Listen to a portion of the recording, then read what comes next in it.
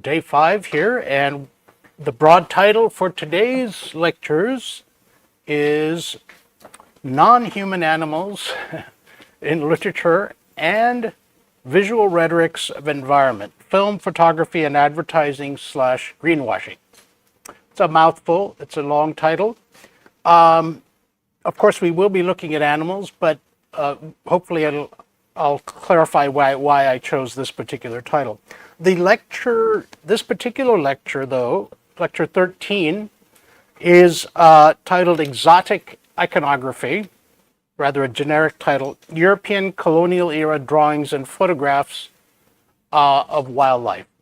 And again, I am not a visual rhetorician. That is to say, visual rhetoric is a broad subject that's been enriched by art history and those in art departments, these departments of design. And in fact, sometimes in recent times, some literary critics are drawing more and more on these other disciplines. For example, Caroline Levine's book on form, which is really interesting. So I think there's a lot more to be done in these areas. I am mentioning it because I thought it only fitting because I knew some of you would be working on visual rhetoric, so you'll know some of the theories better than I. But I thought it was worth thinking about some of these Orientalist images to begin with that I encountered while doing my own research. So again, it's a maybe an esoteric choice, but these images that I'm talking about by the Daniels, Thomas and William Daniel, particularly uncle and nephew team, were, according to scholars, particularly influential. So Thomas Daniel, who lived from 1749 to 1840, was an English landscape painter. And as you may know, there's a whole school of landscape painting which deals with the picturesque, and the key name there is William Gilpin, but that has, a lot of it takes place in Europe.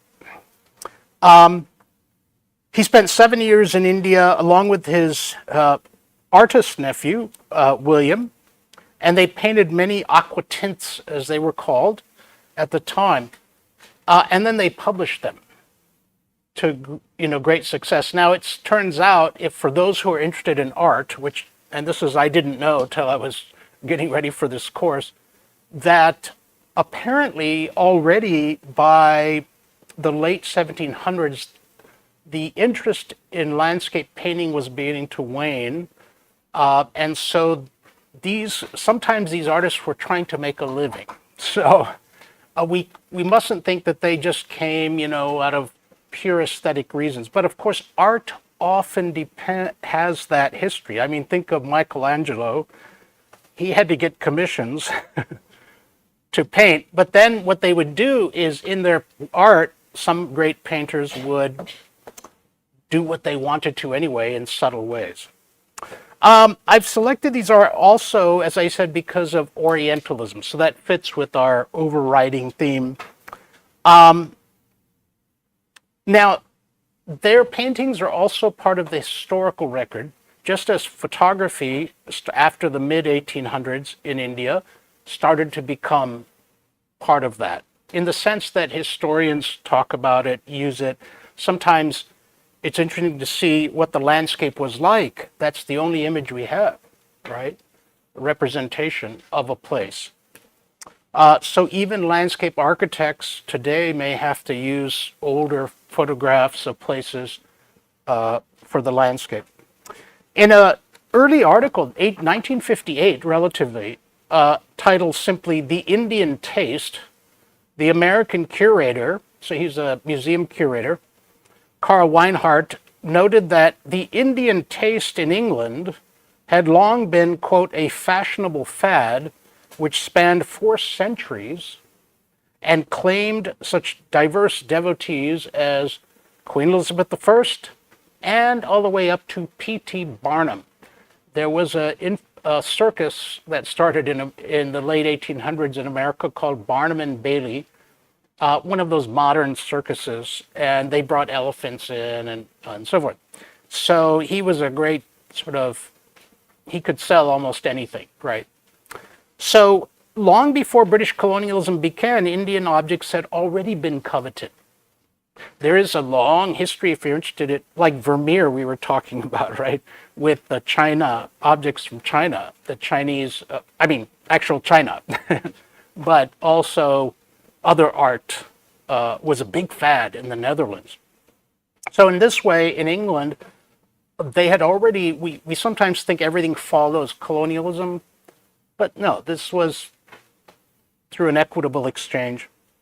So Weinhardt mentions, for example, a work titled Voyage to the East Indies, which was published in Dutch in 1596 by the traveler and merchant, and he was also a spy for the Dutch against the British, Jan van Linschoten, and translated into English 2 years later.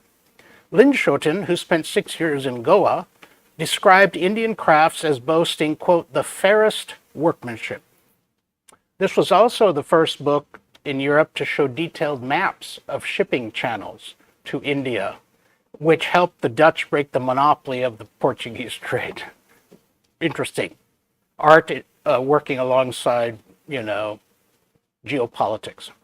Weinhardt observes that Indian prints, especially the new medium of aquatints at the time, which was a technique allowing for more detailed shades of ink, and which were often colored by hand, helped spread the vogue for Indian scenes. So when the Daniels traveled in India from 1785 to 1795, they produced many hundreds of sketches, and then when they went back to India, they published them to some success. One of the impulses, and many of you will know this word, the picturesque, besides the sublime, came out of landscape painting, so it didn't come out of a colonial context. But it was, as it sounds, initially it was simply a way to produce a pleasurable painting that was peaceful and captured the countryside, the rustic areas of London, of England, so they could show them back in, say, London. This also happened on the continent. So it didn't start, there was a kind of colonialist impulse and already a bit of exoticizing, in a sense, because you'd have cattle there and so forth, and then the people back in the city could vicariously enjoy this. This also translated to architecture, which, as we'll see, in the Saracenic or Indo-Saracenic style, both terms are there, starting in the late 1800s. So we know that Victoria Terminus, as it was called, when I was young, it was VT. Now it is Chhatrapati Shivaji Maharaj Terminus. Right? So VT. And it still has the same architecture and all that. A lot has been written about that, so we'll get to that. Victoria Memorial, right? So there are many, many, many buildings you're all familiar with that still stand that are Indo-Saracenic. So I'm just giving you a heads up because these paintings help lead to that or influence that. In fact, let me read a bit more, then we can show those images. Orientalism, of course, informs a great deal of Victorian literature, like one of my favorite novels, just for fun, without putting on any post-colonial lens, is The Moonstone by Wilkie Collins, which is very problematic in some ways, but is a great novel in terms of, if you're interested in writing, in terms of voice. 1968, The Moonstone. But this legacy, as we know, continued into Hollywood, right? So we're familiar with Orientalism.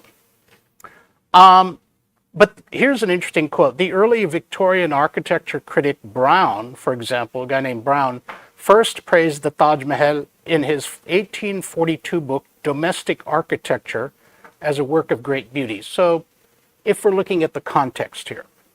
But he then abruptly adds that it is, after all, a poor and mean specimen of Indian architecture. Its overt, voluptuous, and sensualist design reflective of its similarly minded builder, Shah Jahan.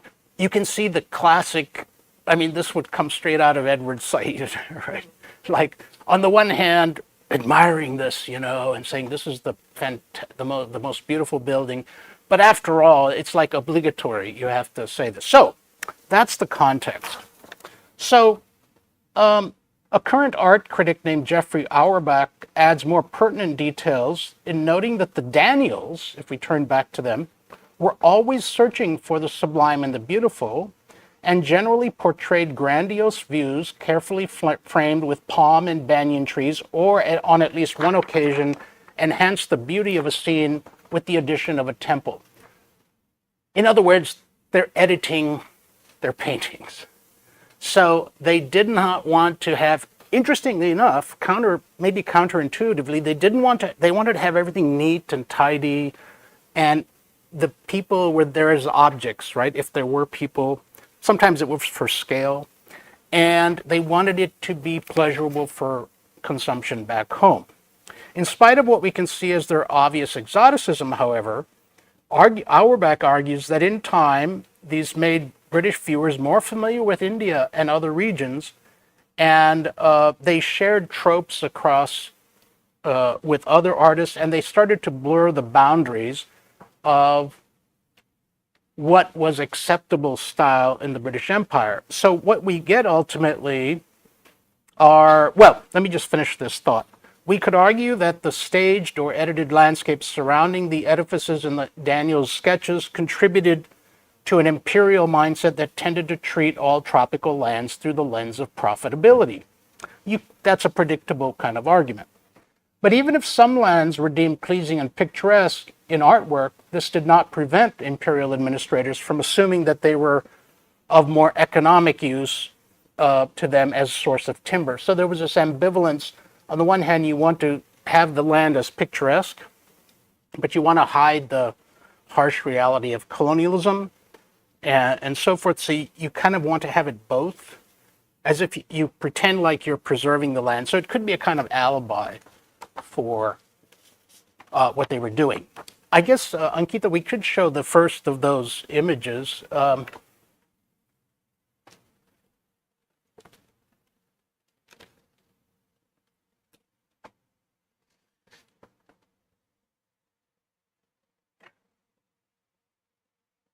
Yeah, so the first one there is a classic, and I'm sure some of you are familiar with these, but you just have to Google the Daniels and you'll see many, many.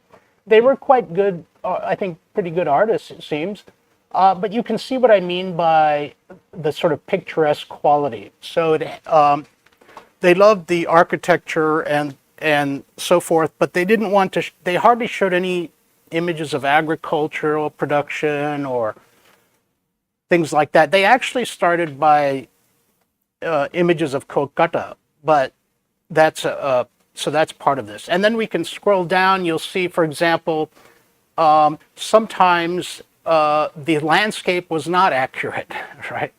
So this raises another representational issue, which is that you could argue that, well, it doesn't show the actual landscape, which of course begs the question of what we mean by actual, and so these are issues. But what I will get to in a few minutes is some scholars have talked about the imperial kind of crisis in representation that this may lead to. So yes, we could scroll maybe down one more. Oh, there's the Taj Mahal, right? And it's again scenic. You've got to have the elephant there and so forth, this kind of thing. And then, yeah, I can't remember what the next image is. Yeah, there's some more of theirs, Jantar Mantar, as it apparently looked to them, but we can't be exactly sure. But it certainly was different from what it is today. And then going down, then these are the city scenes. So we have the High Court. Notice again, it's trying to look on the one hand, it's ambivalent. It's trying to show that Europe is a bit of Europe and India, but on the other hand, it's a bit it's not exactly Europe, and so there was this sort of uncanny feel. I don't know if for some of you, when I went first to London many years ago, it was a bit uncanny because I was used to some of like VT Terminus or these things, and then you go to London and you start to see it everywhere, and then you realize it's the Victorian era. So it begs the question of which one you're looking at. Then the next one is, I'm just giving you a sampling, the Goa, right? So the Portuguese influence, but look at that sort of like high fashion. You know, this could almost be set in Europe, right? So, and then let's see, one more, I'm sure. Yeah, then there's the rhinoceros. I kind of like this one. It's kind of interesting. By the way, these are still very popular. The prints of these, I found out doing research for this talk or getting ready. There's all kinds of websites sell the prints, you know, beautiful reproductions. So it's interesting that they're still in vogue, but it's not in the same way. I don't really know. I'd have to look into why.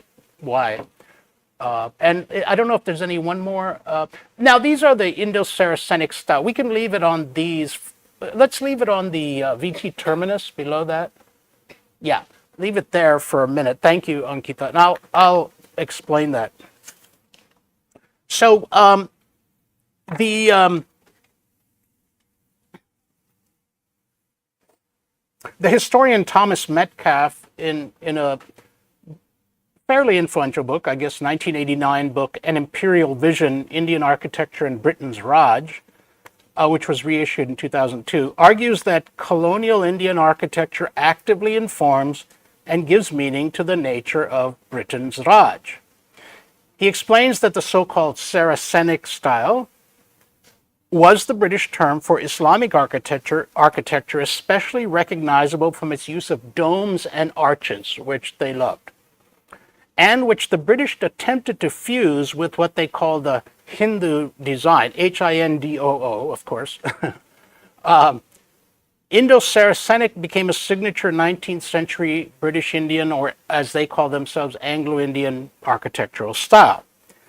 Most visible and I lied, Ankita, I have to show one below that. There may be so right, then I'll go back to VT, but this is the Royal Pavilion in Brighton, England, right? Constructed in the 19th century, which this is a current photo, someone's current photo. So right there, you can see that style now going back to England, right?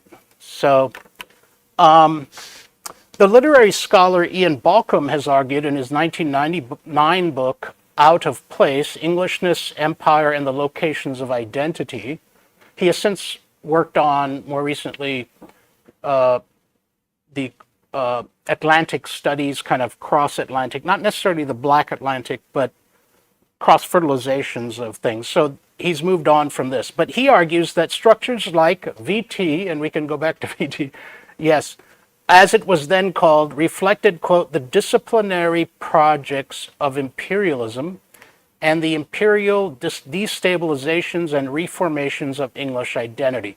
So English identity is also, this is sort of could be the term the empire writes back, because English identity was not stable, right? So we know there were so many working class, poor, and what did it mean to be part of the empire, right? So to put it into architecture was a way to make a statement. Any ruler, any government all over the world throughout history, still today, likes to make a statement with architecture. And so that's clear.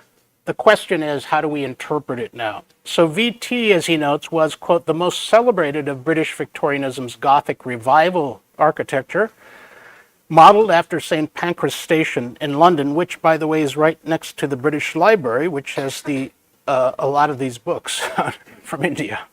The ironies of history. So It is also a tropicalized English Gothic that announces that from now on to be English is also, however marginally, to be Indian. So it is an Englishness that he says, quoting Homi Bhabha's words, almost the same, but not quite, right? Its architect, Roger Smith, told London's Society of Arts that, quote, the prime object of the architect of this, of English architecture in India must be to distinguish itself from an indigenous architecture, which when closely examined indicates that many races have worked upon it and exhibits the traces of migrations, conquests, changes of style, and other marks of difference. So he was trying to show, produce a hybrid style very consciously, right? But he still wanted it to be unique, right? So interesting.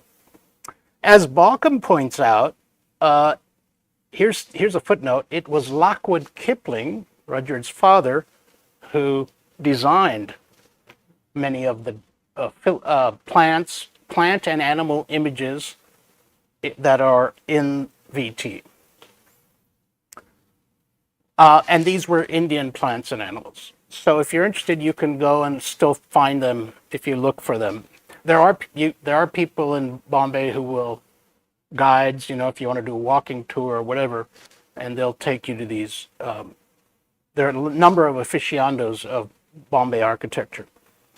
Metcalfe, as Balcom notes, has pointed out that Anglo-Indian architects and designers had been influenced by a 1968 book, Grammar of Ornament, by Owen Jones, as well as by an 1890 work by Swinton Jacob, and here we bring it back home to our city here, Jaipur, Jeypore, Portfolio of Architectural Details. Apropos of where we are, but Metcalfe has claimed that these works propagated, now he's a historian, right, and he wrote this book in 1989. They propagated an English and Anglo-Indian taste for the exotic picturesque. So you start to see this word picturesque used by many, many different disciplines. Sara Suleri, in her 1992 book, The Rhetoric of English India, has argued that the picturesque, of which she discusses at length, especially in the colonial context, was an effort to transfix a dynamic cultural confrontation into still life. That's interesting. So to take something dynamic and freeze it. And it's one that she says allows the colonial gaze a license to convert its ability not to see into studiously visual representation. So in other words, it edits this just like we do with history. We don't want to see certain things, right? And so we conveniently put them off to the side, and then we project what we want to see. According to Balcom, these designs afford a means of making these fanciful plants and animals mere collectibles, so that objectifies India's plants and animals. And as they are in the Victoria Terminus, which he's discussing, they are casual displays of a power negligently confident of its ability to capture and tame. So, fairly predictable Orientalist viewpoints, but now what we get is this last statement by Balcom, which I think is food for thought, and much has been written about this since then. In Balcom's view, we post-imperial readers of such architecture can see its hybridized Baroque style as, quote, producing not stable meanings, but crises of reading. To that end, and this is fascinating, he goes on to read Kipling's novel Kim as a similarly hybrid text that produces a crisis of reading, specifically of reading the British Indian Empire. So, according to him, it's this idea of despite the fact that the British were trying to fix in place these images, like the Daniels did, right, which feeds the before photography, and which then influences the architects and all. Before although they think they are fixing this in place, indeed they unconsciously are destabilizing what it means to be English. Because something along the lines, perhaps, of what Baba says, right? And what many post-colonial critics have talked about, if they're talking about the colonial context per se.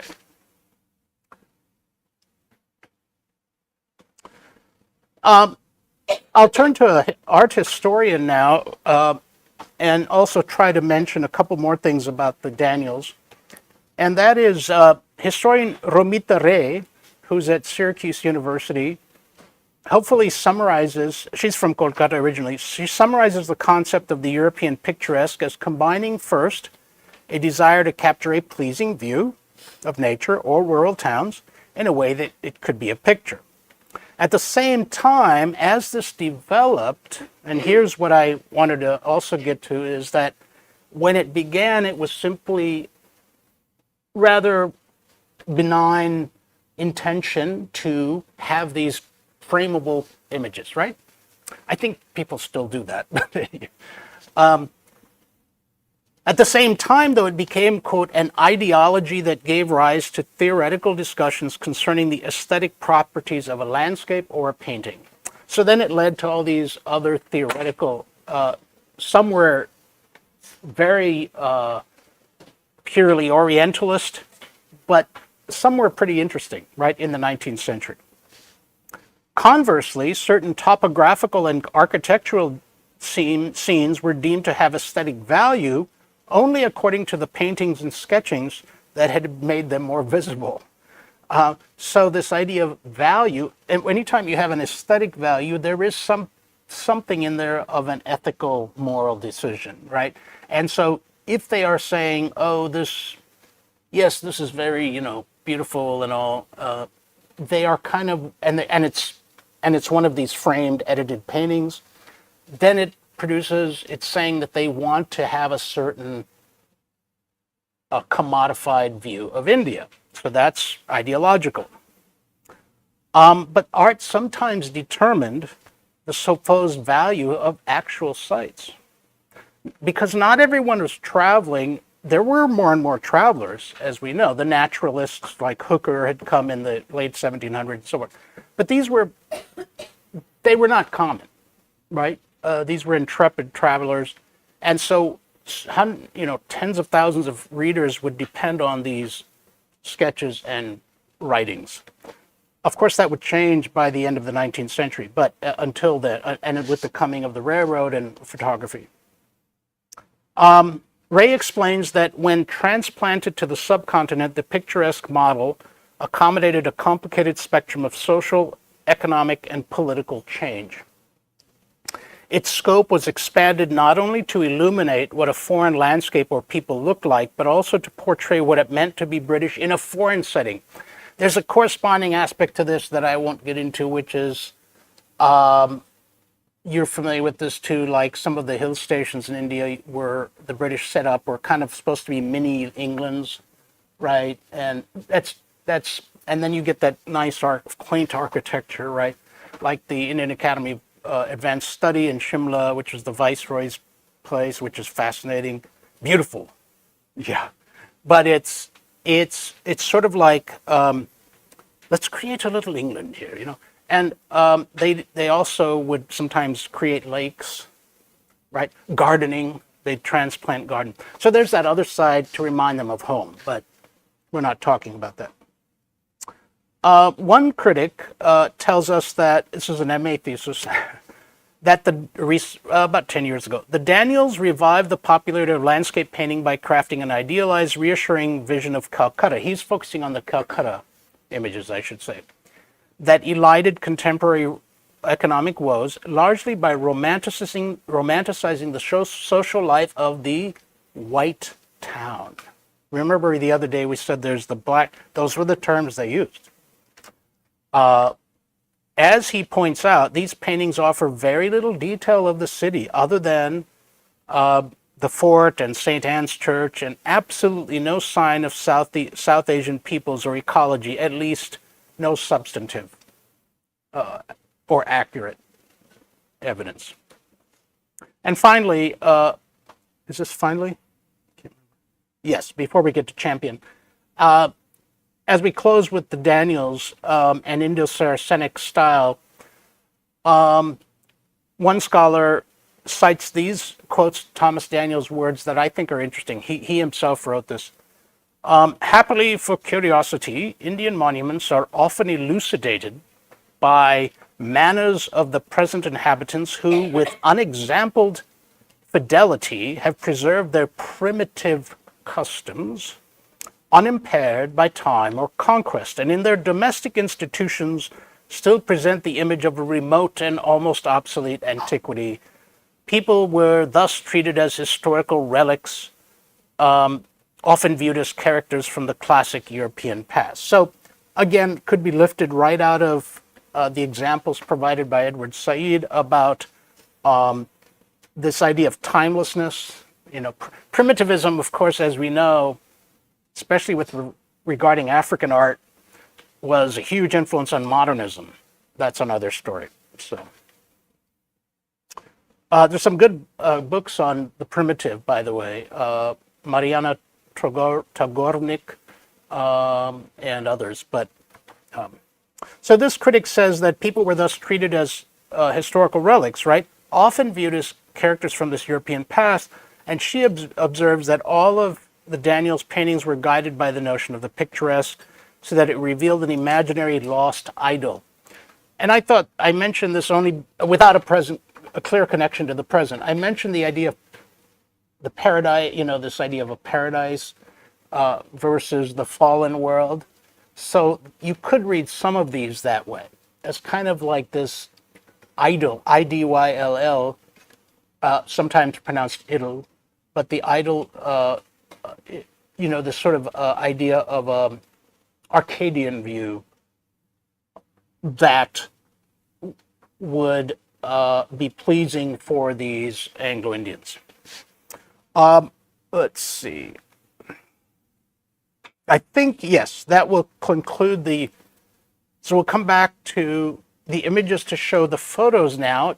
Again, now this, I'm especially not skilled at reading photos, but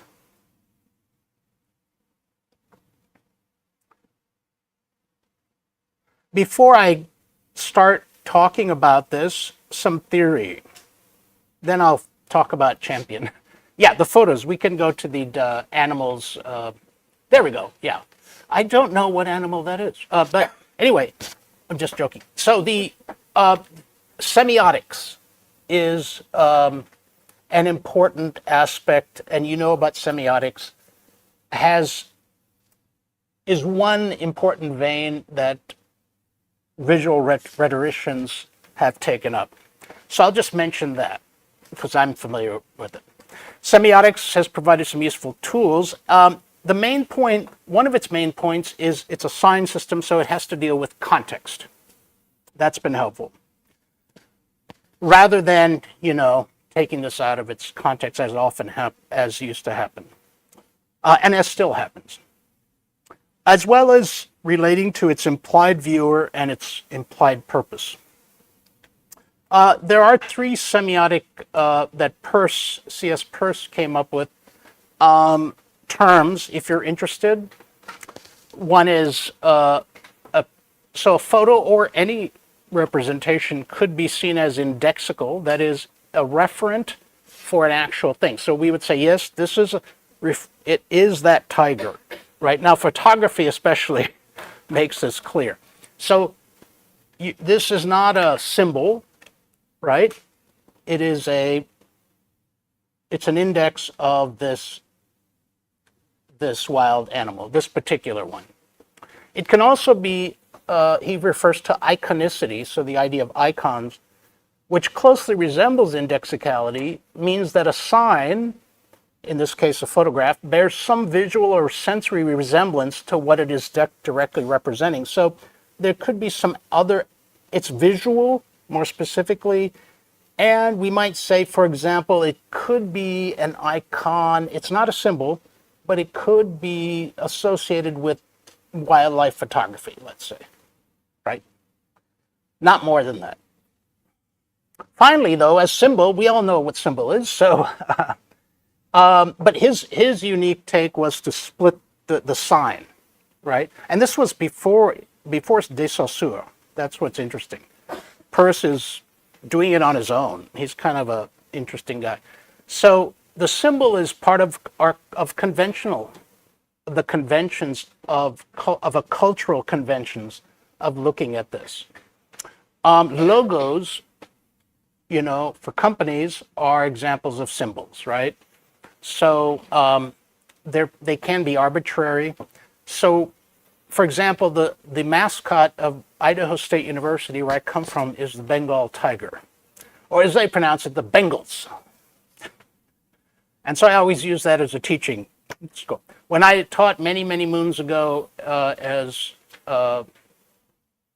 long time ago, for 2 years at a small college in Texas, the mascot there was for many high schools, mascots, they use these big thing in America, sports, was the Brahma Bulls, because in the 1930s, almost 100 years ago, they imported bulls from India, crossbred them with Texas cattle to withstand the heat. And so they're still there, right? And so you find, when I first got there, I was like really confused. So that's the power of symbols, which can, however, become something arbitrary. It's arbitrary. Whereas an index or an icon is tied more to that thing. Now, what about Champion? Who took these photos? What's important about him, since we're talking about eco-criticism, another aspect of eco-criticism comes out of environmentalism and conservation, right? We've talked about that, and that can be problematic, like protecting national parks by erasing and displacing the Native Americans. And we know about Project Tiger in India, and we know how Amitav Ghosh talks about the dilemmas of that in The Hungry Tide, if you're going to displace people, right, which happens, right? And it happens in many parts of the world for other reasons. So what the virtue of Champion, Frederick Champion at this time, 100 years ago, was that in 1920s, 30s, 40s, but he starts 100 years ago, is that he was a very anti-hunting. And he said, he invented the tripwire photography. Today we call it trap cameras, right? But he invented tripwires. That's why they're mostly at night, no human around. So the animal would trip literally a wire and click this rather, by our standards, old-fashioned camera and get these wonderful photos. He actually tried to persuade I'll read from Jim Corbett in a minute, because Jim Corbett befriended him and also tried to take up the camera, and he tried to persuade Corbett to put down the rifle. Now, Corbett was not an indiscriminate hunter, and he became a conservationist. I think this coalescence is interesting. What I'm going to do to steer this to what I'm familiar with, and again, because I'm not a visual rhetorician, thank you, yes, aren't those great? The bear and the elephant, and these are a long time ago, these photos. And there are books on Champion, and wildlife photographers, many of them do know about him to this day. So, and so scenes that humans had never seen sometimes, right? And so they're in the book, let me see if hold on, I'm jumping ahead.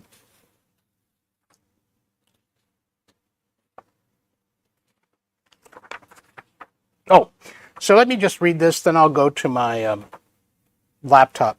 So he's called he lived from 1893 to 1970. And so he became famous in the 1920s as sort of the father of camera trap photography. He traveled to India in 1913 and served in the police department in East Bengal for just 3 years, and then went to various other posts. But he joined the Imperial Forestry Service in the United Provinces, and because of his war experience, somewhat during World War I, he was repulsed by shooting any animal, and he picked up the camera, and in the Shivalik Hills pioneered this trapping mechanism. With only a torch, he took many excellent nighttime photos. So sometimes he would be, I'm not sure how the setup was, to be honest, how far away he was, where the trip, there had to be some lighting. And so that's interesting. But he took photos of many, many animals. He could even tell individual tigers apart, right, by the different stripe patterns. And he published a book with camera in Tigerland in 1927. He was a passionate conversationist and so forth. He also was, way back then, said cars and other vehicles should not be allowed in forest reserves, things like that. Yet today we have a park, well, and I think, understand, perhaps with reason, I don't know, named Corbett National Park, but not one that's named Champion. But there is a song called We Are the Champions, so maybe that's part of it. His commitment to conservation inspired his friend Jim Corbett to try this. Now, Corbett said, I'll go one up on this guy, on my friend, and I won't use a trap camera. I'll go myself, right? And try to take pictures of these animals. So, this is what Corbett says about taking photos in a small section of Man-Eaters of Kumaon. Has anyone, you familiar with this? It's really good writing still. In 1944, he says, I think that all sportsmen who have had the opportunity of indulging in the twin sports of shooting tigers with a camera and shooting them with a rifle will agree with me that the difference between these two forms of sport is as great, if not greater, than the taking of a trout on light tackle in a snow-fed mountain stream and the killing of a fish on a fixed rod in the sun, on the sun-baked bank of a tank.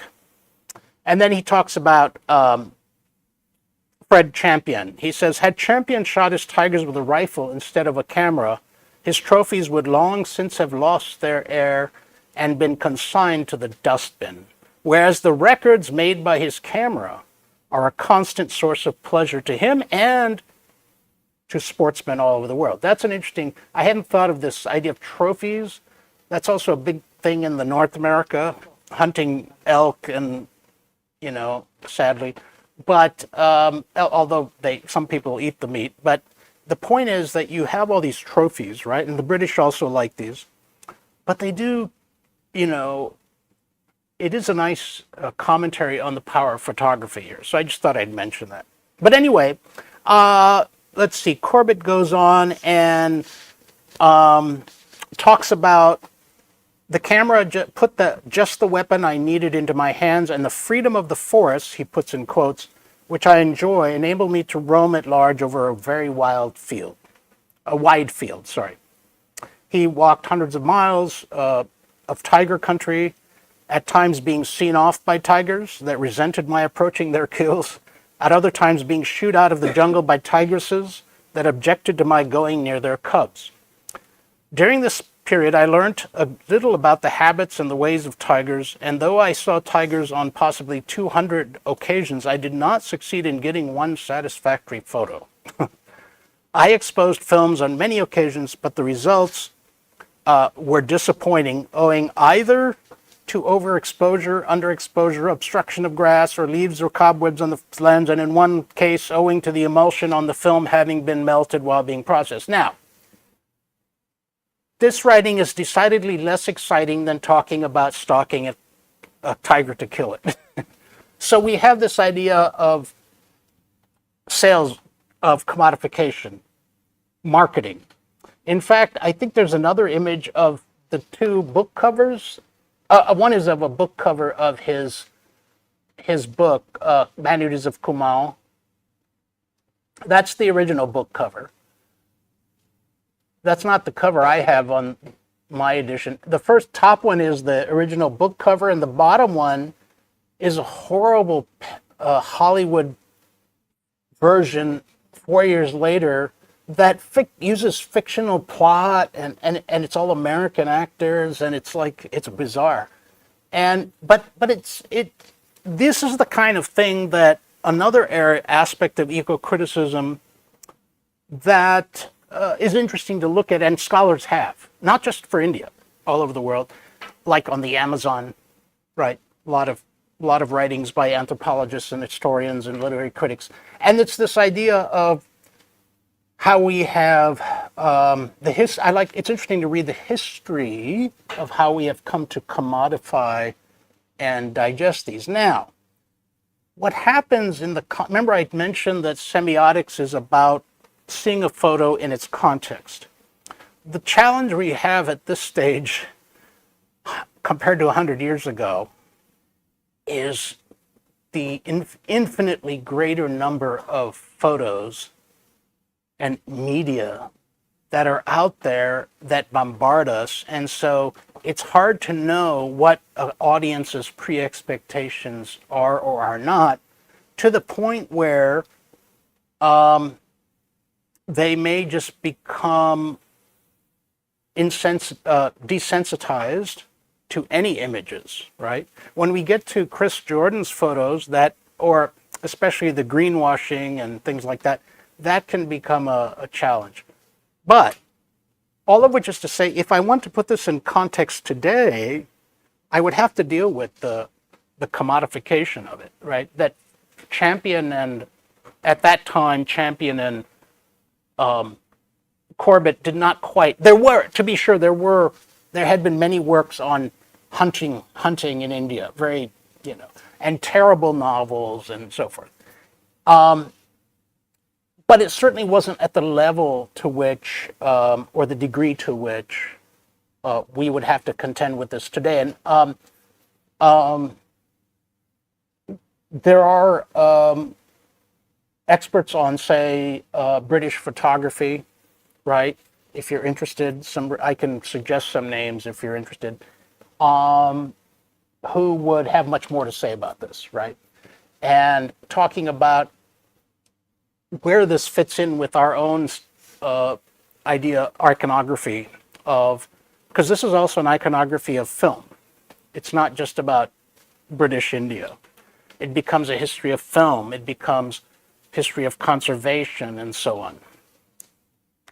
So let me just read a little more here. He says, finally in 1938, says Corbett, I decided to devote the whole winter to making one last effort to get a good picture, having learned by experience. Now this is in Manuals of Kumal, but it's towards the end because you first have all those gripping stories. He's a great writer.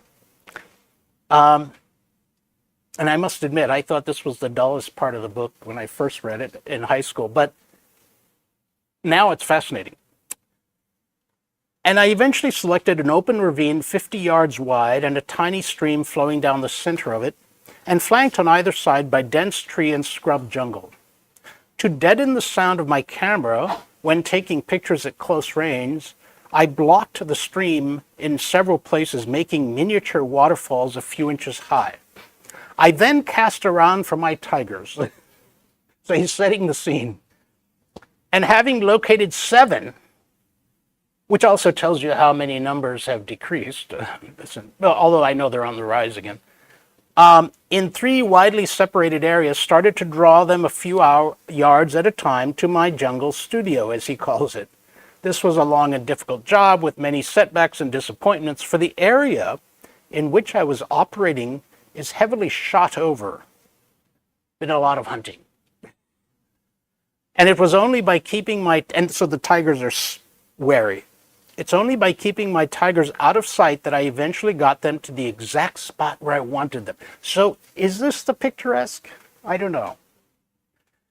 One of the tigers, for some reason unknown to me, left the day after her arrival.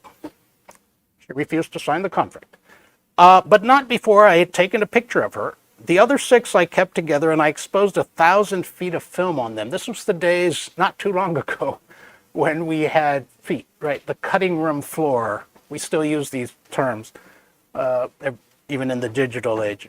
Unfortunately, it was one of the wettest winters we have ever had, and several hundred feet of film were ruined through moisture on the lens, underexposure, and packing of the film inside the camera, etc. But even so, I have got approximately 600 feet of film, of which I am inordinately proud, for they are a living record of 6 full-grown tigers, 4 males, 2 of which are over 10 feet, and 2 females, one of which is a white tigress, filmed in daylight at ranges varying from 10 to 60 feet. So he got within 10 feet of these wild tigers. I'm almost done. The whole proceeding from start to finish took 4.5 months, and during the countless hours I lay near the tiny stream and my miniature waterfalls, not one of the tigers ever saw me.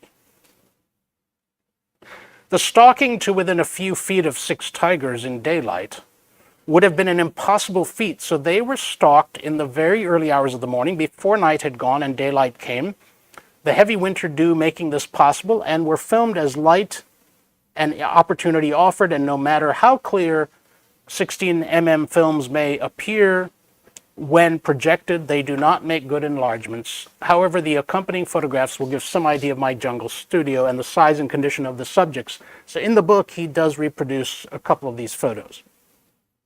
Now, so if we try to step back and think about where we've gone over this rather eclectic tour, we've gone from the Daniels, taking that idea of the picturesque, to India, right? That had started in Europe, the picturesque, to India, and it becomes part of then eventually an ideology, as our scholars have argued, that has to do with a lot to do with the British. Of course, these are the colonial subjects, the colonizers, their idea of identity and subjectivity. So they then arguably have a crisis of reading, we might say a crisis of subjectivity, because then they have to decide what is home, right? Kipling has a lot of this, right? A lot of Anglo-Indian writers who were born in, George Orwell was born in India, as we know, and he becomes a great critic, of course, of the empire. So we do have this sort of way in which the picturesque leads not ironically to containment and framing, but to the opposite, arguably, as it develops, right? My interest would be, and I know there are scholars on this, but would be to read more about how photography adds to this, right? So we have, in the Daniels age, there were, when they were doing this in the late 1700s, obviously there's no photography. And even when photography comes on, it doesn't really take off in India till the 1860s at the earliest, because these are big cameras. So that we've come that far, but now we also have writings. What was interesting about Corbett's book is that amidst all this sort of, remember, this is 1944, 3 years before independence, during World War II, when there was a lot of killing going on in the world, and Europeans were finally getting fed up after 2 wars of, and becoming very more pacifist finally. He is, in a way, inserting into that a conservationist ideal that was not that prominent, really, at the time. So he and Champion really are, in a sense, the beginnings of the true conservationist movement, at least within British India. I can't speak to other countries because I'm not quite so familiar. But certainly they are important, I think, globally, whether they were not the first or not. And so that leads us to the question, as I just said a minute ago, well, Corbett is still talking about staging these, but he's not drugging the tigers. And the other thing is he's editing the scene a little bit. But he's not, is it to the degree of the Daniels? So you could argue that yes, it's still, you know, still staged. He's very frank about it. That's a good thing, unlike the Daniels. But at the same time, though, one could argue that these images, by the way, were influential in providing a global, starting to provide a global, because they were published in books starting in the 1920s and so forth. Finally, you had coffee table books, right? And it's hard for us to remember though a time when this existed, when there's no social media. There were magazines, yes, and all this, but there was still a lot of sensationalist hunting stuff. So I wanted to leave it there because when we come to in another lecture, third lecture today about Chris Jordan's photography, I think it's today, you have yet another kind of conservationist impulse that's quite different, right? Talking about a global crisis. Thank you, everyone. So.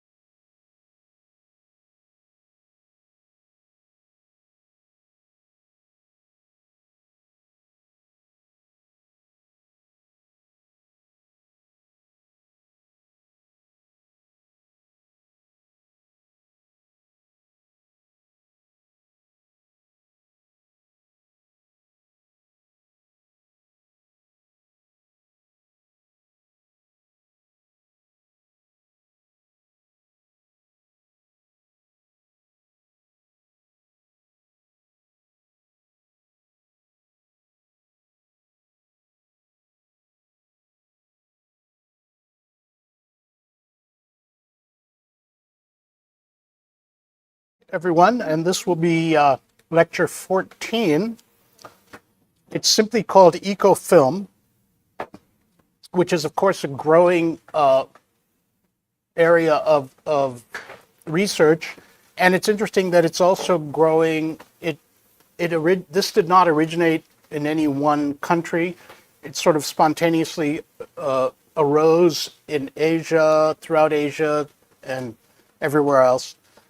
And again, I'm not an expert on film, and as some of you are, but I came about to some of these films through literature. So when I was, days and nights in the forest, Aranya Din Ratri, the Ray film, the Ray version, I watched after reading the novel, the translation of the novel, and I'll let you judge how this goes. And there are many, many ways, of course, to read these films. Of course, a friend of mine is a Ray expert, so I'm not. So you could read it that sense, sort of part of his oeuvre, or you could read it as part of the history of cinematography, because Ray, of course, is globally recognized. At the same time, you could, as I will do, I will just focus purely on some obvious images in the film, because I think it's interesting to compare the adaptations of books. As you may know, that this is not related to our course, but adaptation itself is a field. There's a journal called Adaptations, and I have a colleague who teaches adaptations of novels. So whether it's Jane Austen or Shakespeare or whatever. And of course, we have the wonderful adaptations of Shakespeare in Hindi film. So again, this will be rather narrow and so forth. The other thing to say is that we are going to show the clips consecutively at the end of my talk, which was obviously those clips constitute part of the hour. So what I say will be shorter, that because we cannot stream them live, the YouTube, for copyright reasons. So only the live streaming will pause after I read from this, and then we can view those. And I hope at some point, if there's time tomorrow or whatever, if there's any questions, and I'd love to hear your reactions. So although Ray's film is not conventionally labeled as an example of eco-cinema, it clearly lends itself to this. By that I mean that it tends to be categorized with art films or with his oeuvre, right? But it's clearly set in the forest. So the other reason, as I've learned, is that Ray is famous for some various reasons, for his love of Kolkata and talking about the urban milieu. But of course, I think we'll see why this does fit in actually with that. What do we mean by eco-cinema? And I'm relying on a couple of critics here. There are many, many critics. As Stephen Rust and his co-authors write, and this is in a book called Cut to Green, so using the film terminology cut, but it's eco-cinema. So it's Cut to Green, tracking the growth of eco-cinema studies, and edited volumes that is a new edition, 2022. So Stephen Rust and his co-authors write in their introduction, cinema has become unthinkable apart from its dependence on mining, electricity generation, and fabrication, with their attendant pollution, on global logistical operations and supply chains with massive ecological footprints, on material and technical infrastructures with direct consequences on the physical world, and on the problem of waste. Ironically, when we watch these clips, we are using the power of the internet which uses up a huge amount of today's power, energy. For film scholars and filmmakers, the scale of this collective realization produces a specific challenge for ecological thought, similar to, for example, saying whether we should fly in an airplane to an eco-critical conference. Right? It seems counterproductive. Now, we'll talk about greenwashing in a minute. But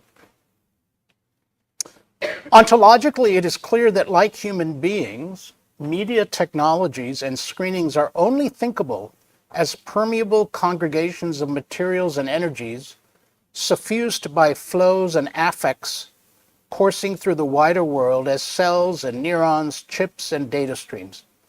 I'm not exactly sure what that means, but it has to do with the idea that this is a material medium. It requires energy, but it does involve, like literature, our emotions. It involves natural world to some degree of people who are on the set.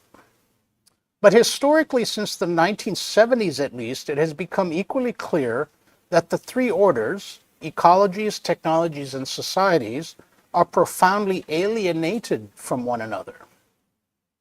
So in the modern world, right, we tend to compartmentalize. And this they're writing in just 3 years ago. So to illustrate film's response to nature, as I say, these authors use the example, and now here's the quote, the shot of a leaf falling from a tree. Every leaf that falls, falls uniquely. Many millions of leaves fall every autumn. They're talking about the northern hemisphere. But each leaf falls in its own way. Sounds like Tolstoy. No. When we write a leaf, like the actual word, each of us imagines a different leaf falling differently. But the word leaf remains generic. Any leaf, not the discrete, irreplaceable, one-off leaf that cinema is condemned to capture. So again, we come back to this idea of, is it indexical, referring to a specific leaf, or is it symbolic in a sense, or iconic? The shot of an individual falling leaf is firstly motion itself. Then it is the motion of that leaf, but almost inevitably, as the shot ends and is replaced by another, it arrives at significance. So first you just have the image, and then you kind of, I guess from a human perspective, what's the significance, is I guess what they're saying. Perhaps, they continue, the shot leads us to imagine the leaf shouting out freedom as it parts from the branch. Or we get the feeling that autumn is sad.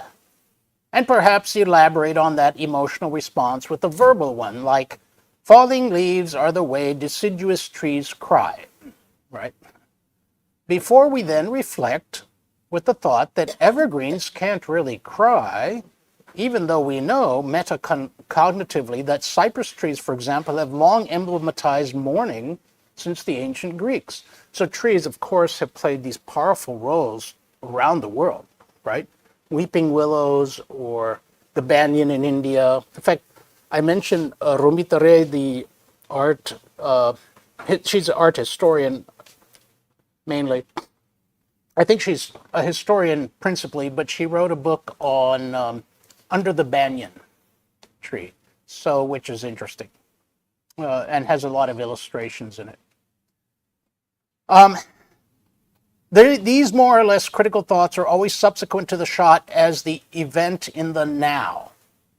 The shot as pure motion, which itself precedes our perception that this is the motion of a leaf and precedes our understanding that its motion is one of falling. In other words, placing this shot of a leaf falling among other thoughts and the shots that precede and follow it can place the individual falling leaf into something like a discourse, but only because we have become savvy about the way films are constructed aesthetically and historically. So I was mentioning that today, looking at those photographs of the wildlife, it's very different. We read them differently than the people who did 100 years ago.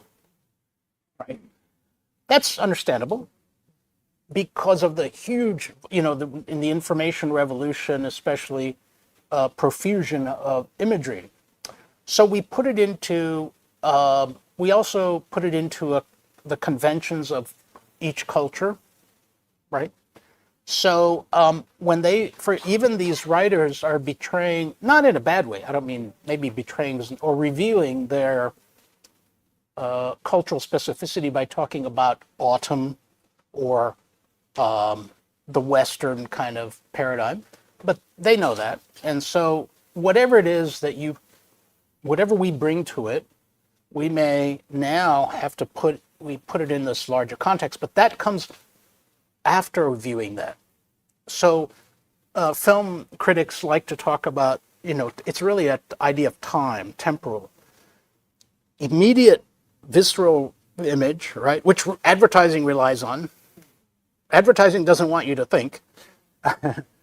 But as film critics, by definition, we are analyzing this. So we have to think about, reflect on what we are seeing. So all of this mixes together.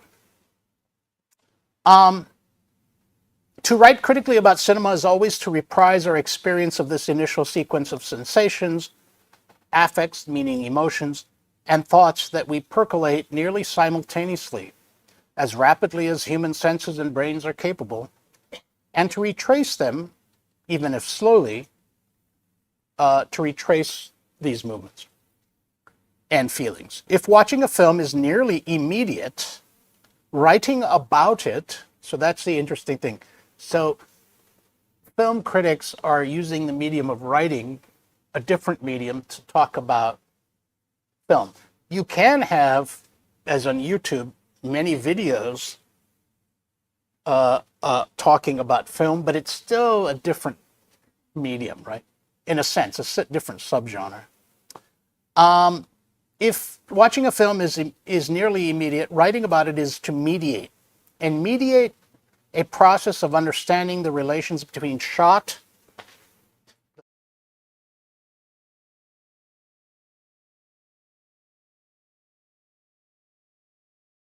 the way that thinking them does not. Interesting. So it's also reflection on what writing is. So this can become rather theoretical, but it's this idea that I think also what the recognition is that there's never one fixed interpretation, right? Especially if you follow Derrida. But even if you don't, there is a recognition that everyone's going to view it differently. You will view it differently, perhaps, the next time you watch it, which is fun, right? You don't notice all these things. So then it begs the question, what's the purpose of eco-cinema? That is to say, it's a different medium, so why do we write about it?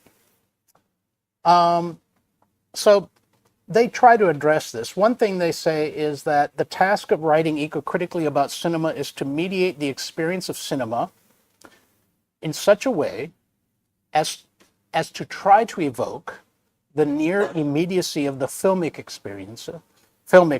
So first evoke that idea, while at the same time emphasizing that the shot itself and our sensory, emotional, and intellectual responses to it are processes of mediation.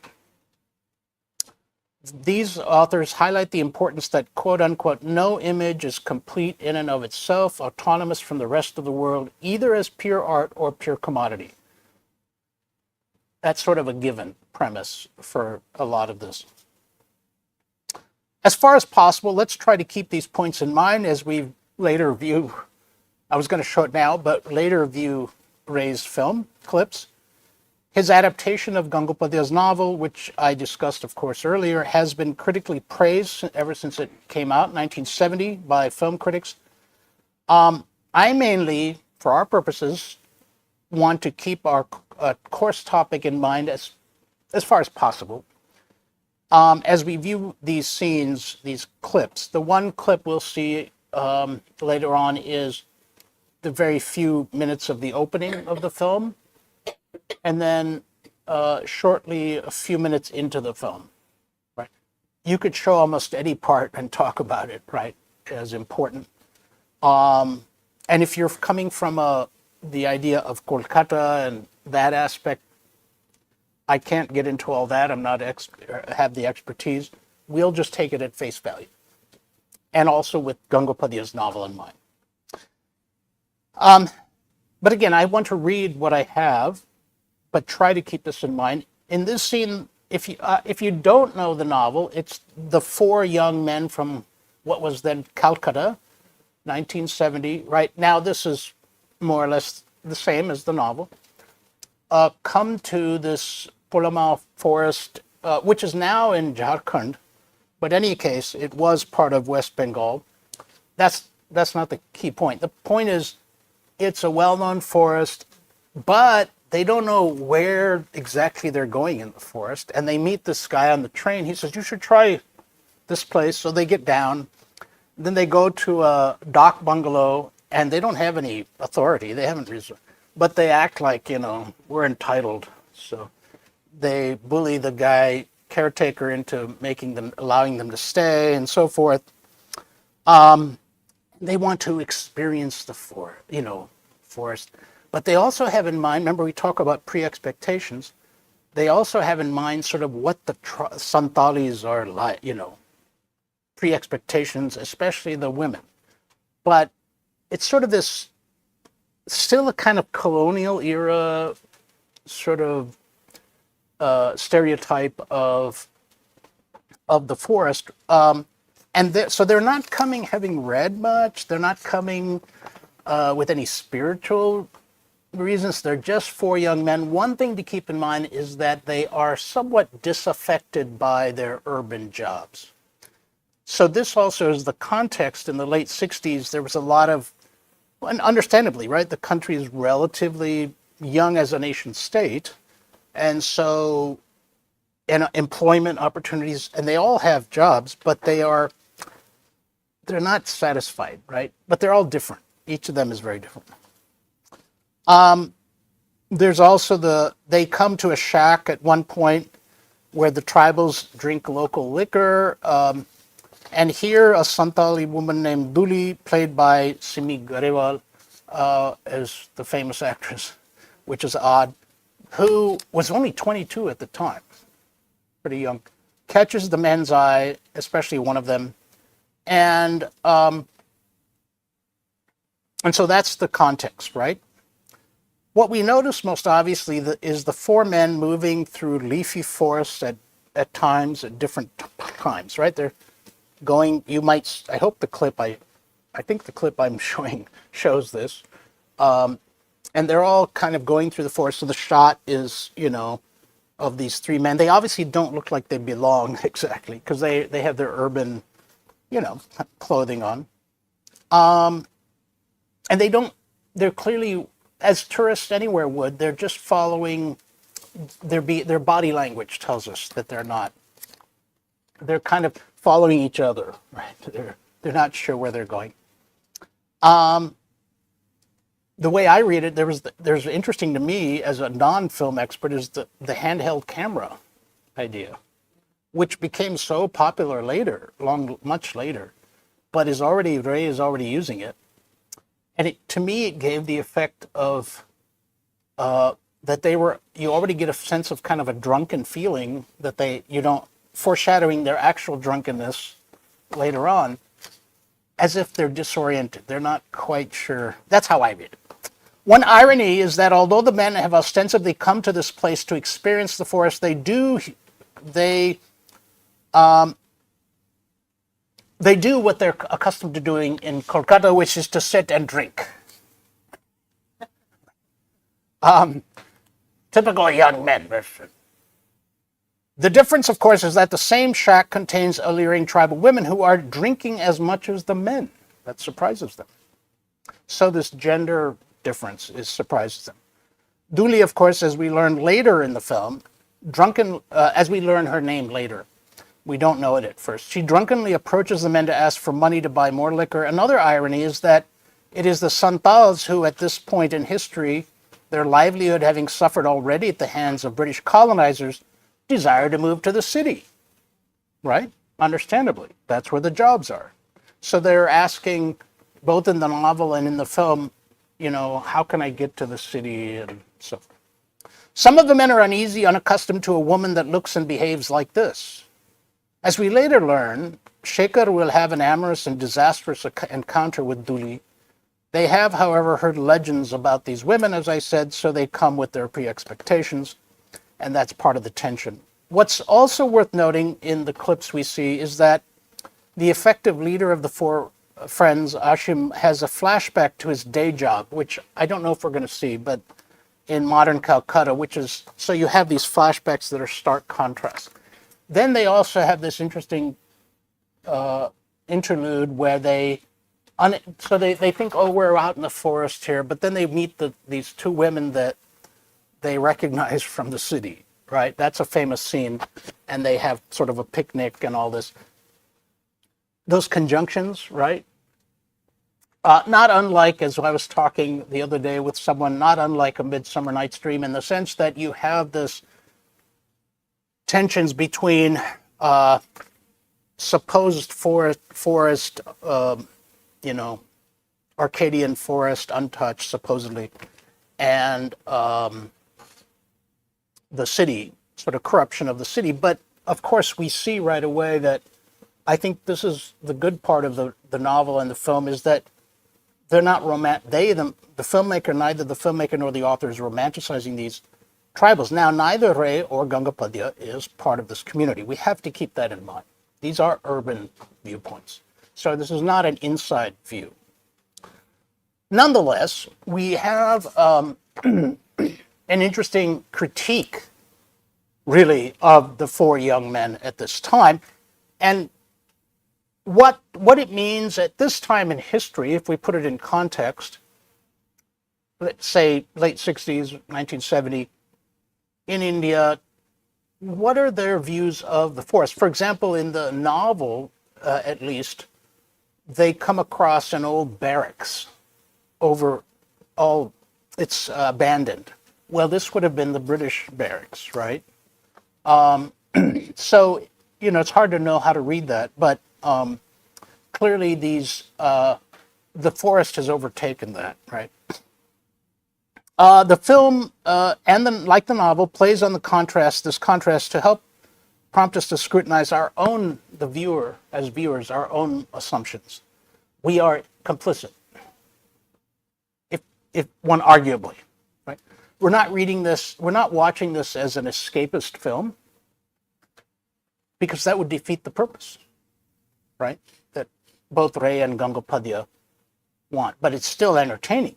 That's a different thing. And we must remember, keep in mind, I always tell my students, it's useful to keep in mind that the word entertain, until the early 1800s or maybe mid 1800s, used to mean to take into your mind and process. I will entertain the thought, right? It got corrupted by the 20th century as escapism. So,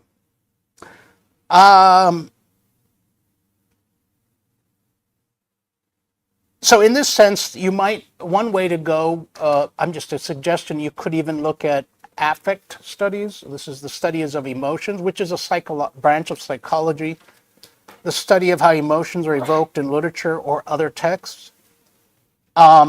You could also present us with, of course, the classic post-colonial environmental context, with the urban middle class asserting its dominance over not just the people, or trying to, assuming that it can exert its dominance over the people and the forest, because they have naturalized the people as being no different from the forest, right? Sort of almost objectifying them.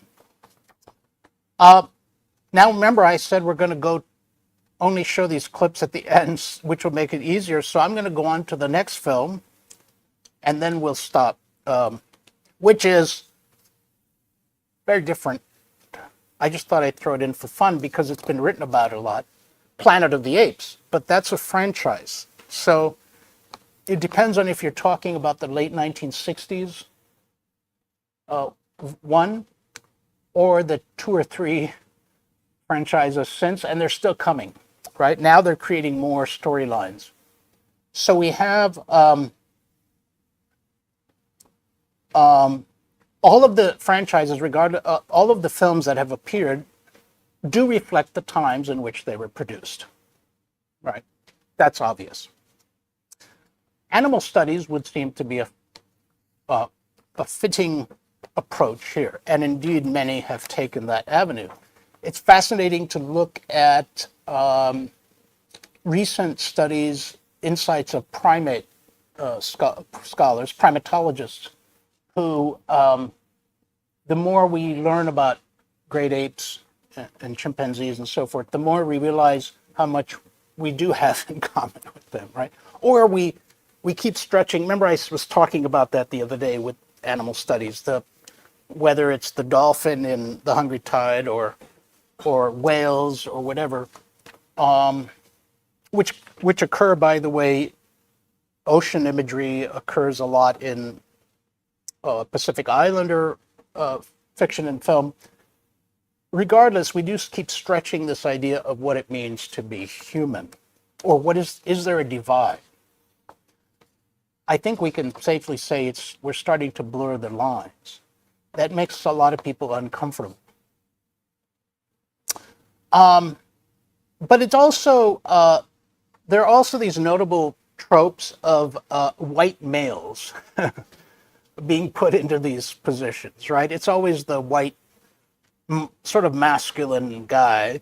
Now, even if modern takes, the most recent versions, I've not seen all of them, but some of them, if the modern versions, even if they are seen arguably to undercut that masculinity, it still remains that you have this white guy,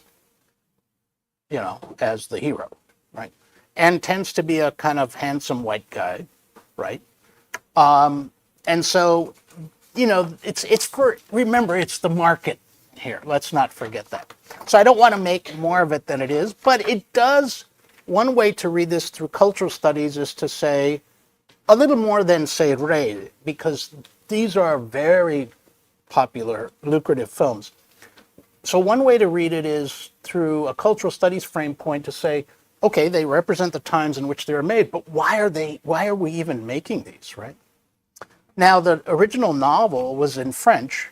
It was interesting, the guy who wrote it, has nothing to do with this topic, but his name is Boule, B-O-U-L-E, Pierre Boule, wrote Bridge Over the River Kwai. I don't know if you know that.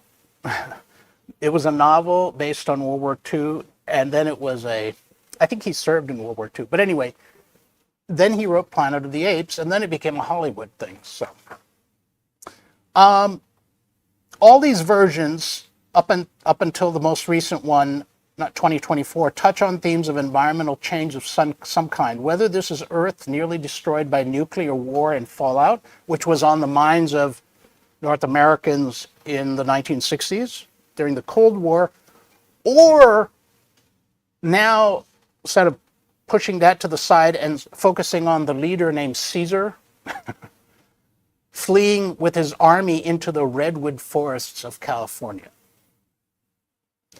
Interesting, right?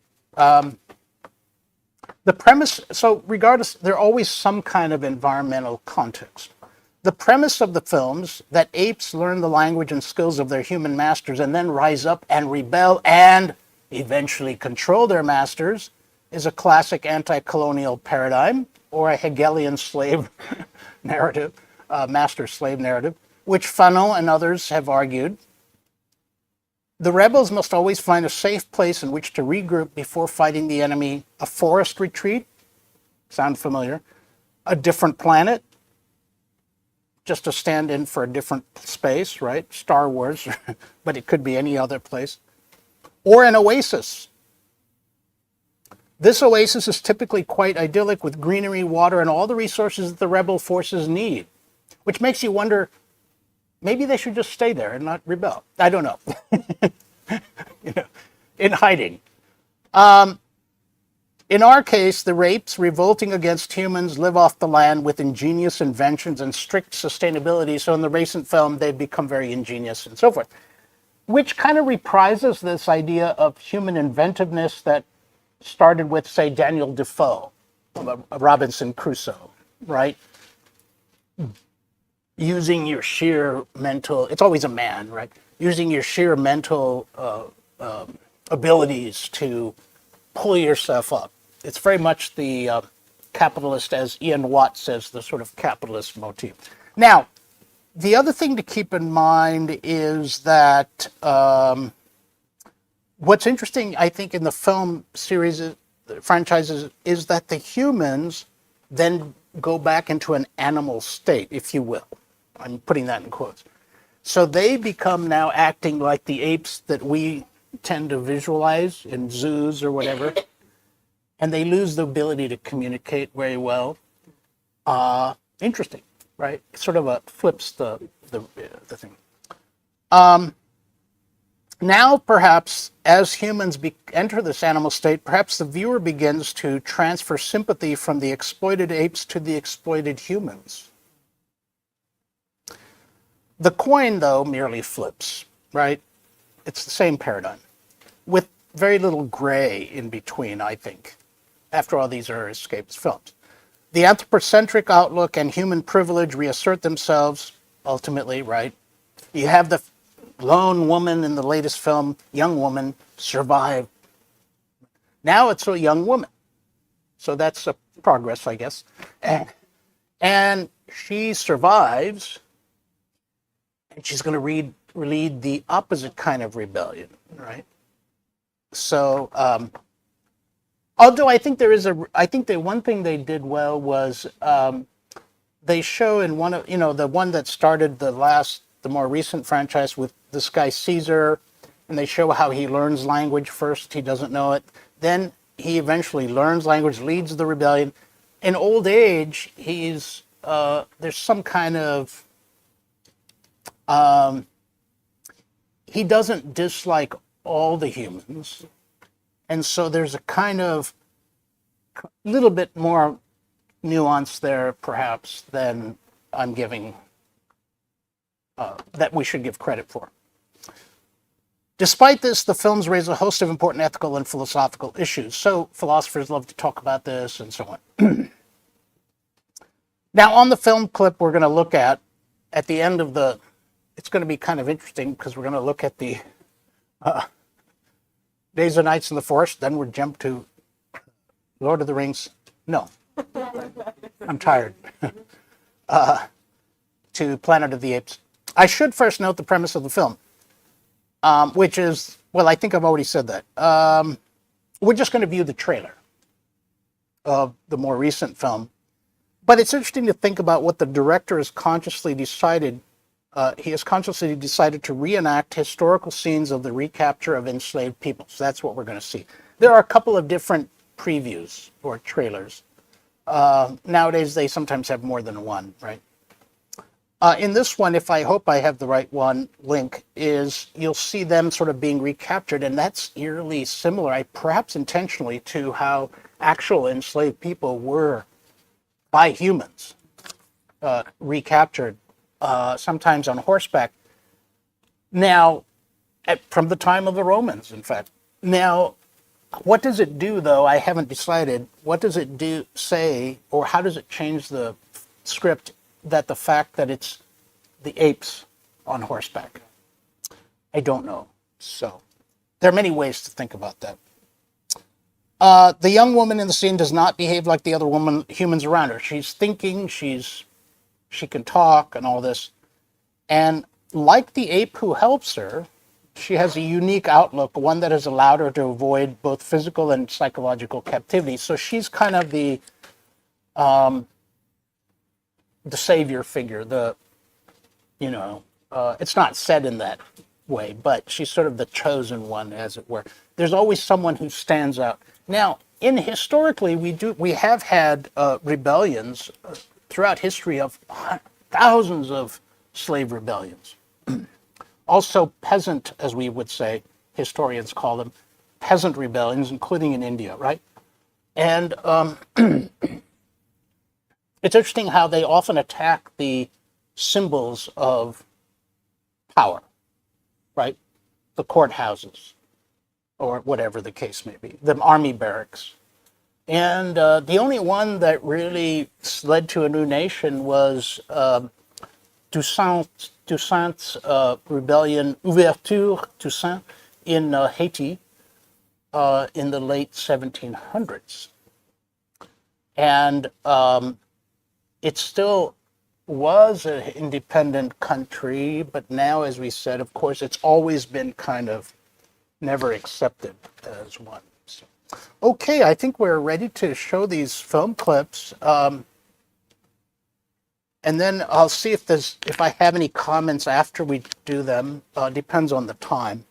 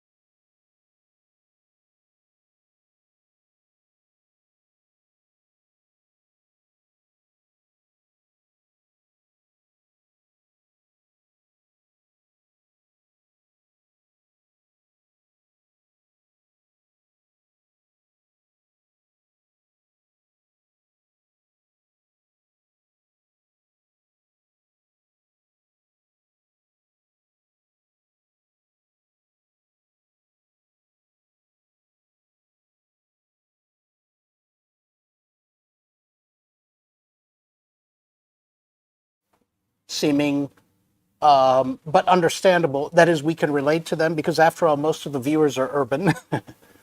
And so they seem petty, and I think he's trying. That's one way to read it, where he's juxtaposing those, and she's looking in the mirror. It's the presentation of self, right, in a certain cultural context. So the mirror is there, and then of course we have. Did you notice during the credits you have that blurred, almost so that you can't see what it is, right? It's this. Is it supposed to be disorienting? Is it supposed to be the idea that they're not really seeing, right? What they notice, they're always reading, and typical tourists, you know, and even today, and sometimes not. You know how many people are taking selfies and not really watching, seeing what's in front of them. So that is there, and then I think it's telling that, and again, I'm just purely going off the images, that the bars in the window of the dock bungalow, he's looking out. Yeah, and it's who's imprisoned almost. But it's also suggesting that so far their comfortable class, upper class sort of status is not threatened so far. The next clip, which we only need to watch maybe 2-3 minutes of, is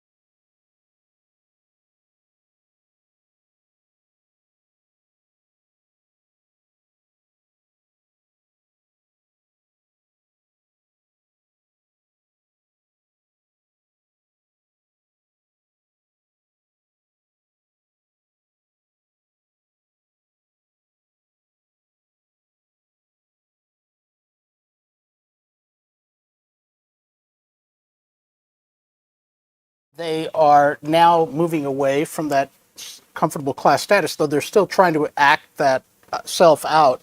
But then their first inkling of something different really is seeing the women. Now that obviously we can infer that that has to do with their pre-expectations of what they're coming to see.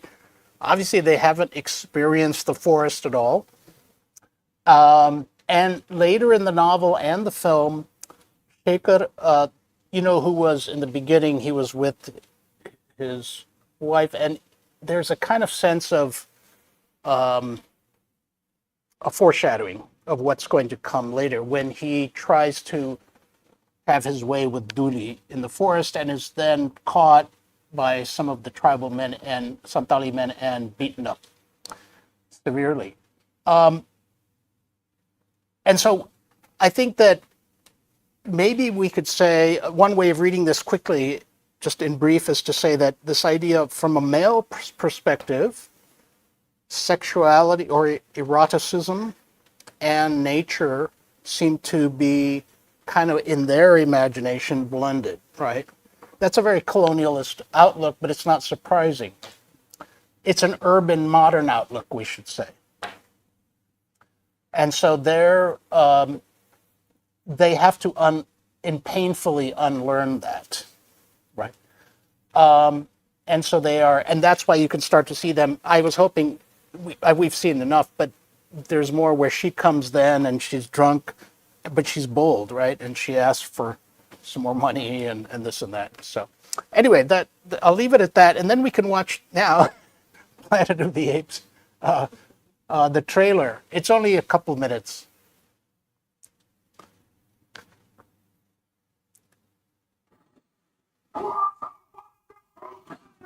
Very Hollywoodish.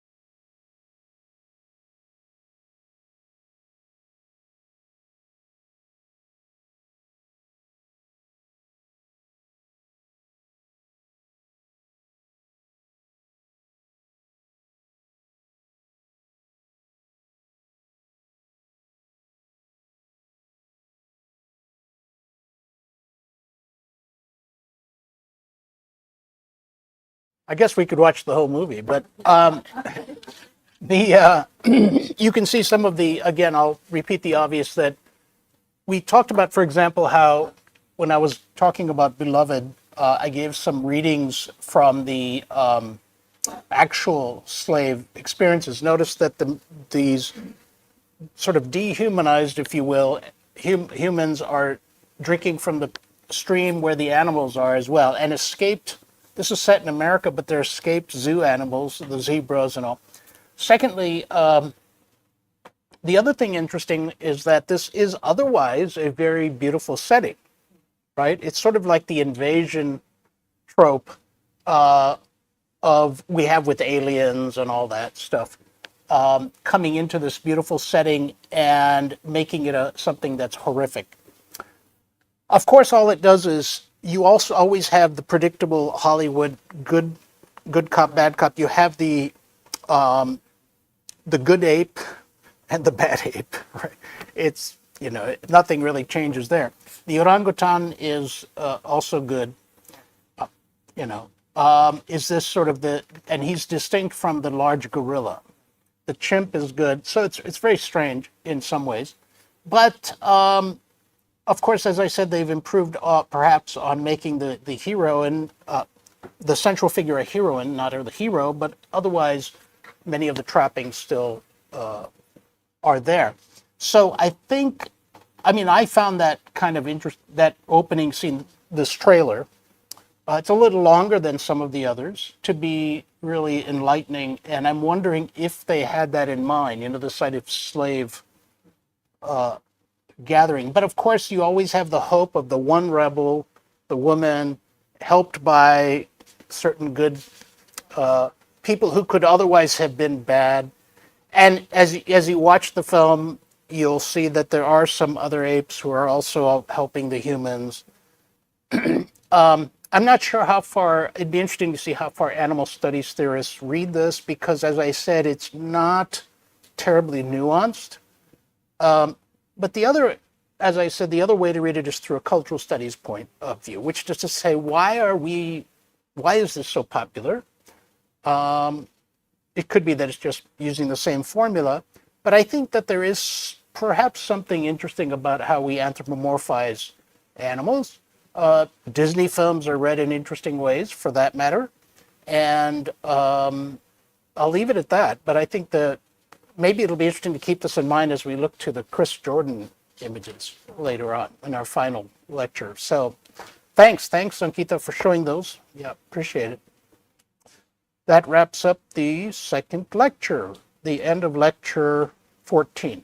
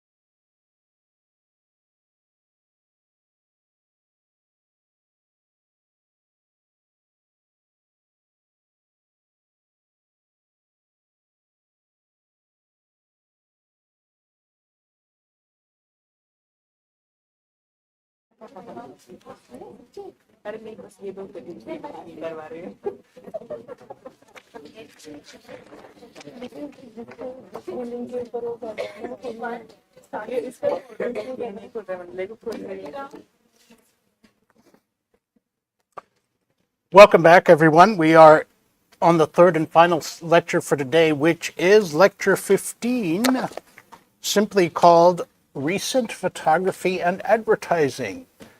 And of course, these pertain to our course topic. The first focus is going to be on Chris Jordan's photographs that are quite famous, that came out about 15 years ago. And I'm sure many of you have seen them. If you haven't, you'll see how shocking they are. Perhaps we can show those just to begin with, those three.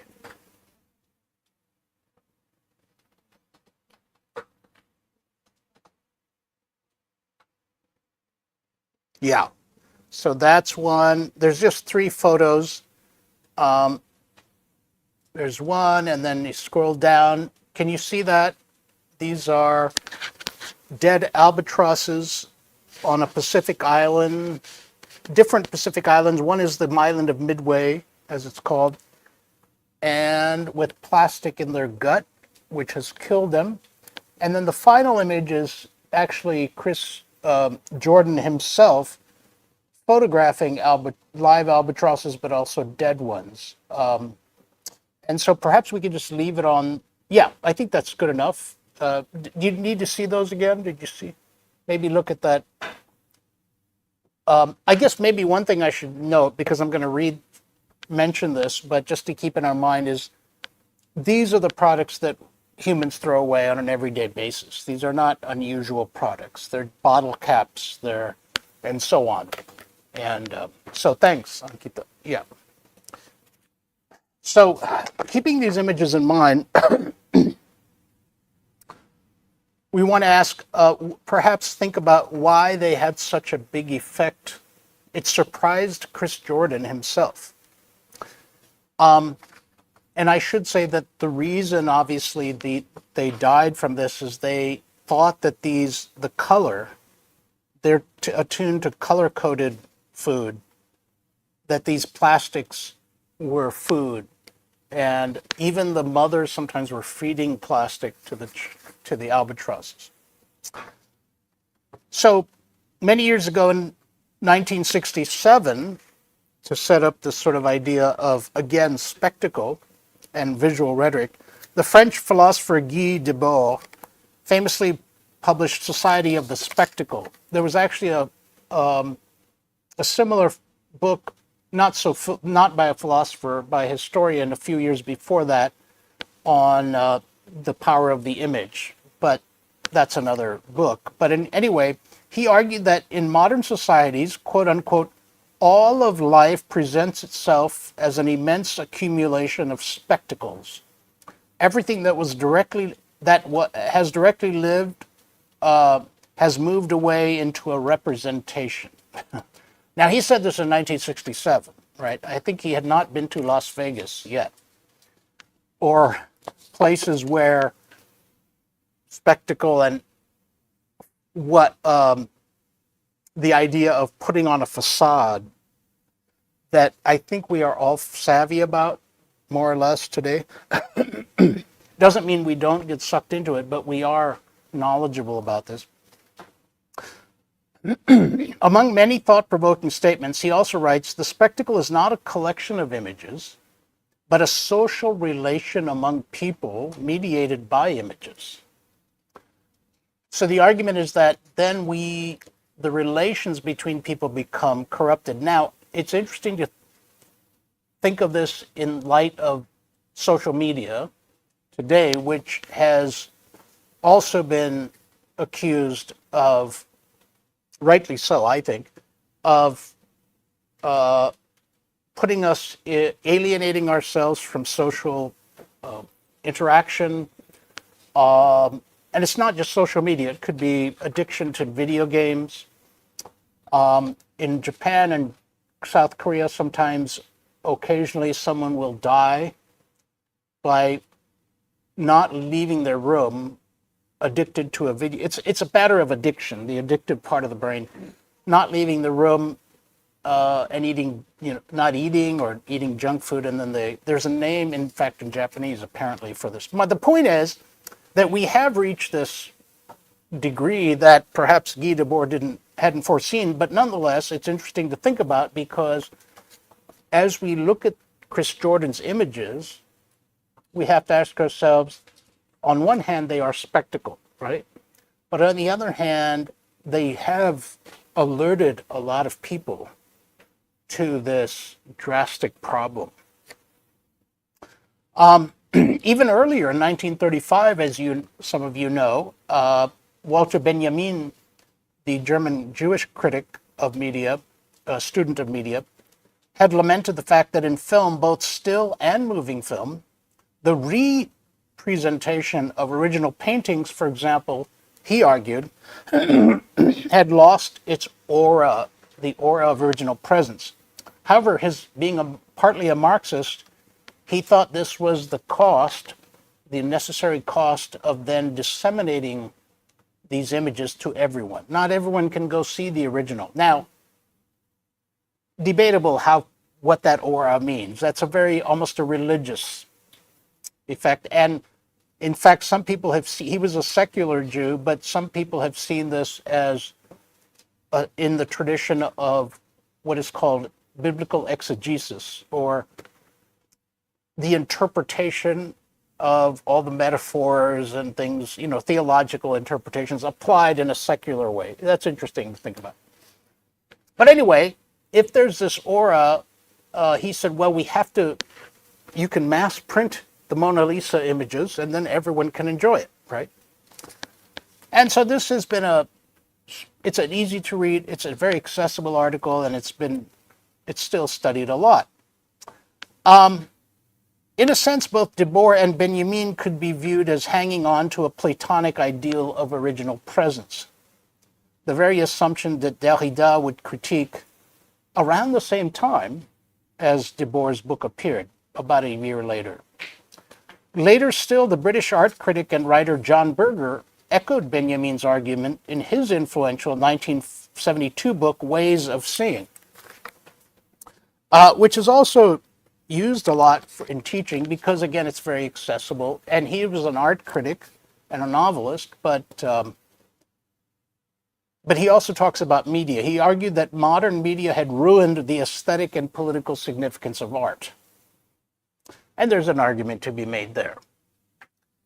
On the other hand, media itself can, if used wisely or appropriately, can be art.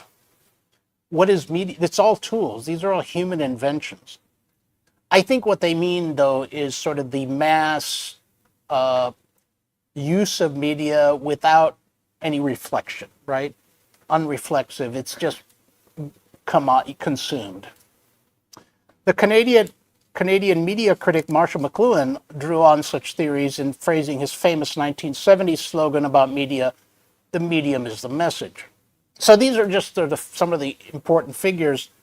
There's a department of communication, media, and persuasion next door to me in my institution, and they do deal with this a lot, right?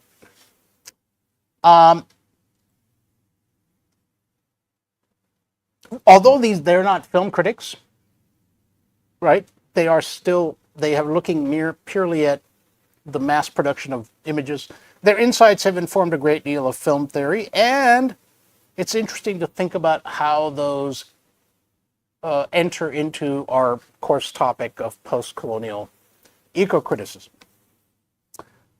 If what media critics argue is valid, we could, for example, say that all the photographs and films we categorize as being environmentally friendly should ideally alert us to this social relation, even as they themselves are mediating images according to their representational capabilities. So even if, like Chris Jordan, his images, right? It's not that they are still part of a sort of overall web of what we might call the semiotics of the spectacle. But it doesn't mean that, but they are still more powerful. So I think that's what we have to think about. Now, this is more of an eco-critical perspective. It's not specifically post-colonial. However, if you bring animal studies into it, it's the idea of humans dominating the animal kingdom in such a way that we are, of course, animal critics would be the first to say that we are non-human animals. But nonetheless, it's a way of saying how our species has dominated the species to the extent that we are eliminating them. Now, arguably, as Elizabeth Kolbert has argued, we are in the sixth extinction. So the five great extinctions in human geological, not human, in geological and very late, very, very late, tiny bit into the human, the Pleistocene being, the last. Are we in the Anthropocene? Perhaps. But on top of that, perhaps we're in the mass extinction, and it may well be because so many species are dying out. It's really tragic. Footnote, there's talk of reviving certain species, right? Like the Tasmanian tigers by DNA. So they have the last Tasmanian tiger from 100 years ago. They've been freezing it or, frozen it since. So in Australia, they're going to try to bring this back. But then you still have to implant that DNA into another close relative. But this has already been done in a sense with American bison. If you ever go to Yellowstone Park, which is not just a 3-hour drive from where I am, you can see wild bison. But these are slightly smaller. They're about 80% of the size of the original American bison that roamed the American plains in tens of millions. And the first, even in the up until about 1850-ish, if I'm not mistaken, there were reports of settlers coming in there and saying, as far as the eye could see were the buffalo. Now, the Native Americans had lived with the buffalo for centuries. By 1900, only about 100,000 remained. That's how fast the people shot them for sport. Now, that's a graphic example, but then at least they have tried to preserve them by crossbreeding and so forth. And they are wild, but are they not the same as the past? Secondly, there's efforts to rewild places, right? And remember I mentioned the wolves coming into Yellowstone, so that's one. But there's also a rewilding where they're going to they have, or maybe now, reintroduced wolves in some European forests where they've been absent for a couple hundred years. There's also a different kind of rewilding where they may want to, some Russian guy wants to recreate the mammoth, but that has to be crossbred with an elephant. All of which is to say that we humans are great at manipulating the environment and the animal kingdom, even if you first eradicate them and then you want to bring them back. Now, what does this have to do with media? Well, arguably, if used like Chris Jordan, his photos, it can be an impetus. It can stir up. He got mail from everywhere in the world. He was blown away. And arguably, it had to happen in this information period, right? After the internet. Maybe that's one reason. So that's the paradox. You had to use this technology that uses so much energy that arguably everything is interconnected, and there's a kind of ripple effect that happens that displaces these animals, but then allows us now to communicate. I'm not talking loud enough. To communicate that threat and those extinctions. So someone could say, well, maybe if we are in the age of the spectacle, the other thing one could argue it perhaps is that, well, we cannot capture any actual presence of animals, right? It's all kind of mediated But then someone might say, what do you mean by authentic presence, right? So we have these kind of philosophical circles. Bottom line, if we can, it seems to me, if we can stop the extinction and the death of animals like this, then that's good.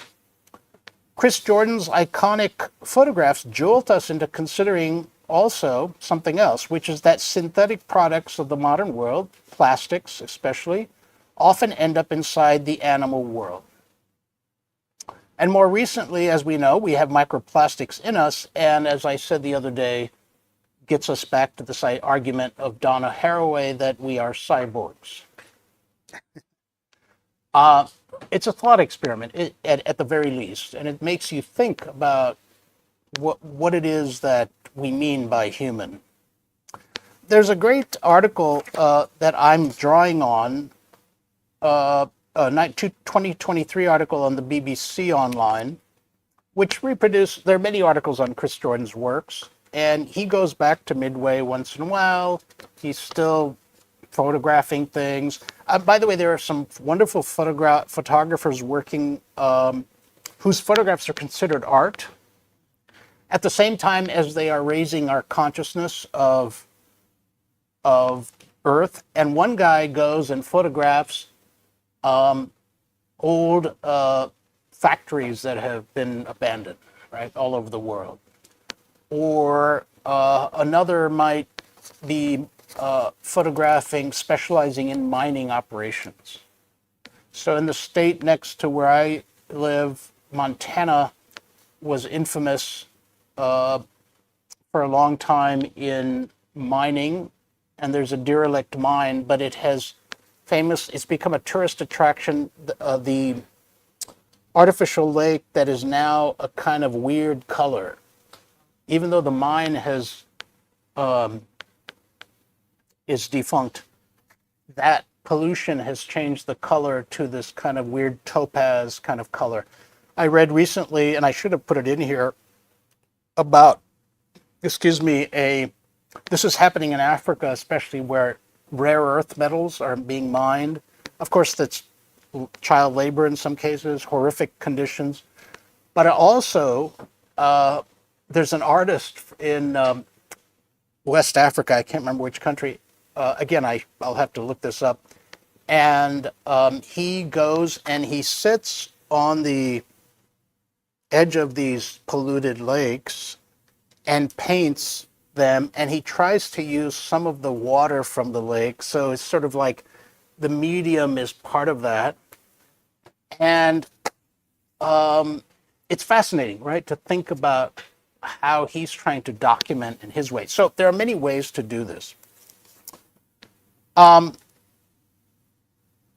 So when he first went to this atoll, Midway Atoll, this tiny islands tiny stretch of island in the middle of the Pacific in 2009, he had no idea, as I said, this would go viral. And this is what he said. He saw all these dead, birds with these toothbrushes and things in them. I immediately felt this magnetic pull to go, he says. He was determined to, quote, find a way to photograph these birds that honored the depth of this environmental tragedy. So he was conscious of what he was doing. He just had no idea people would watch all these. Now, actually, the first known photographs of plastic waste had been made as long ago as 1966 by U.S. researchers in the Pacific Islands. Plastic ingestion in albatross chicks causes fragments to puncture the gut wall or cause dehydration. Heavy metals and other chemicals can leach off in concentrations that may be lethal to the birds. So this was known, but nothing was done, right? When Jordan knew of while he knew of these previous photos, he attempted to bring a more emotional dimension to his images. He likens composing photographs of these dead birds to, quote, a grief ritual. This is what he says. I think it's very interesting. When we arrange sacred objects on an altar, there's a way that we naturally do it with a symmetry and balance, and we might spend a lot of time doing it until it all holds together.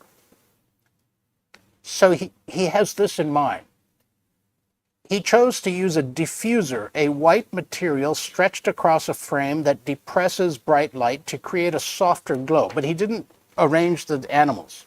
He didn't change that. Which contributes to a feeling of a photograph that goes a little deeper, he says.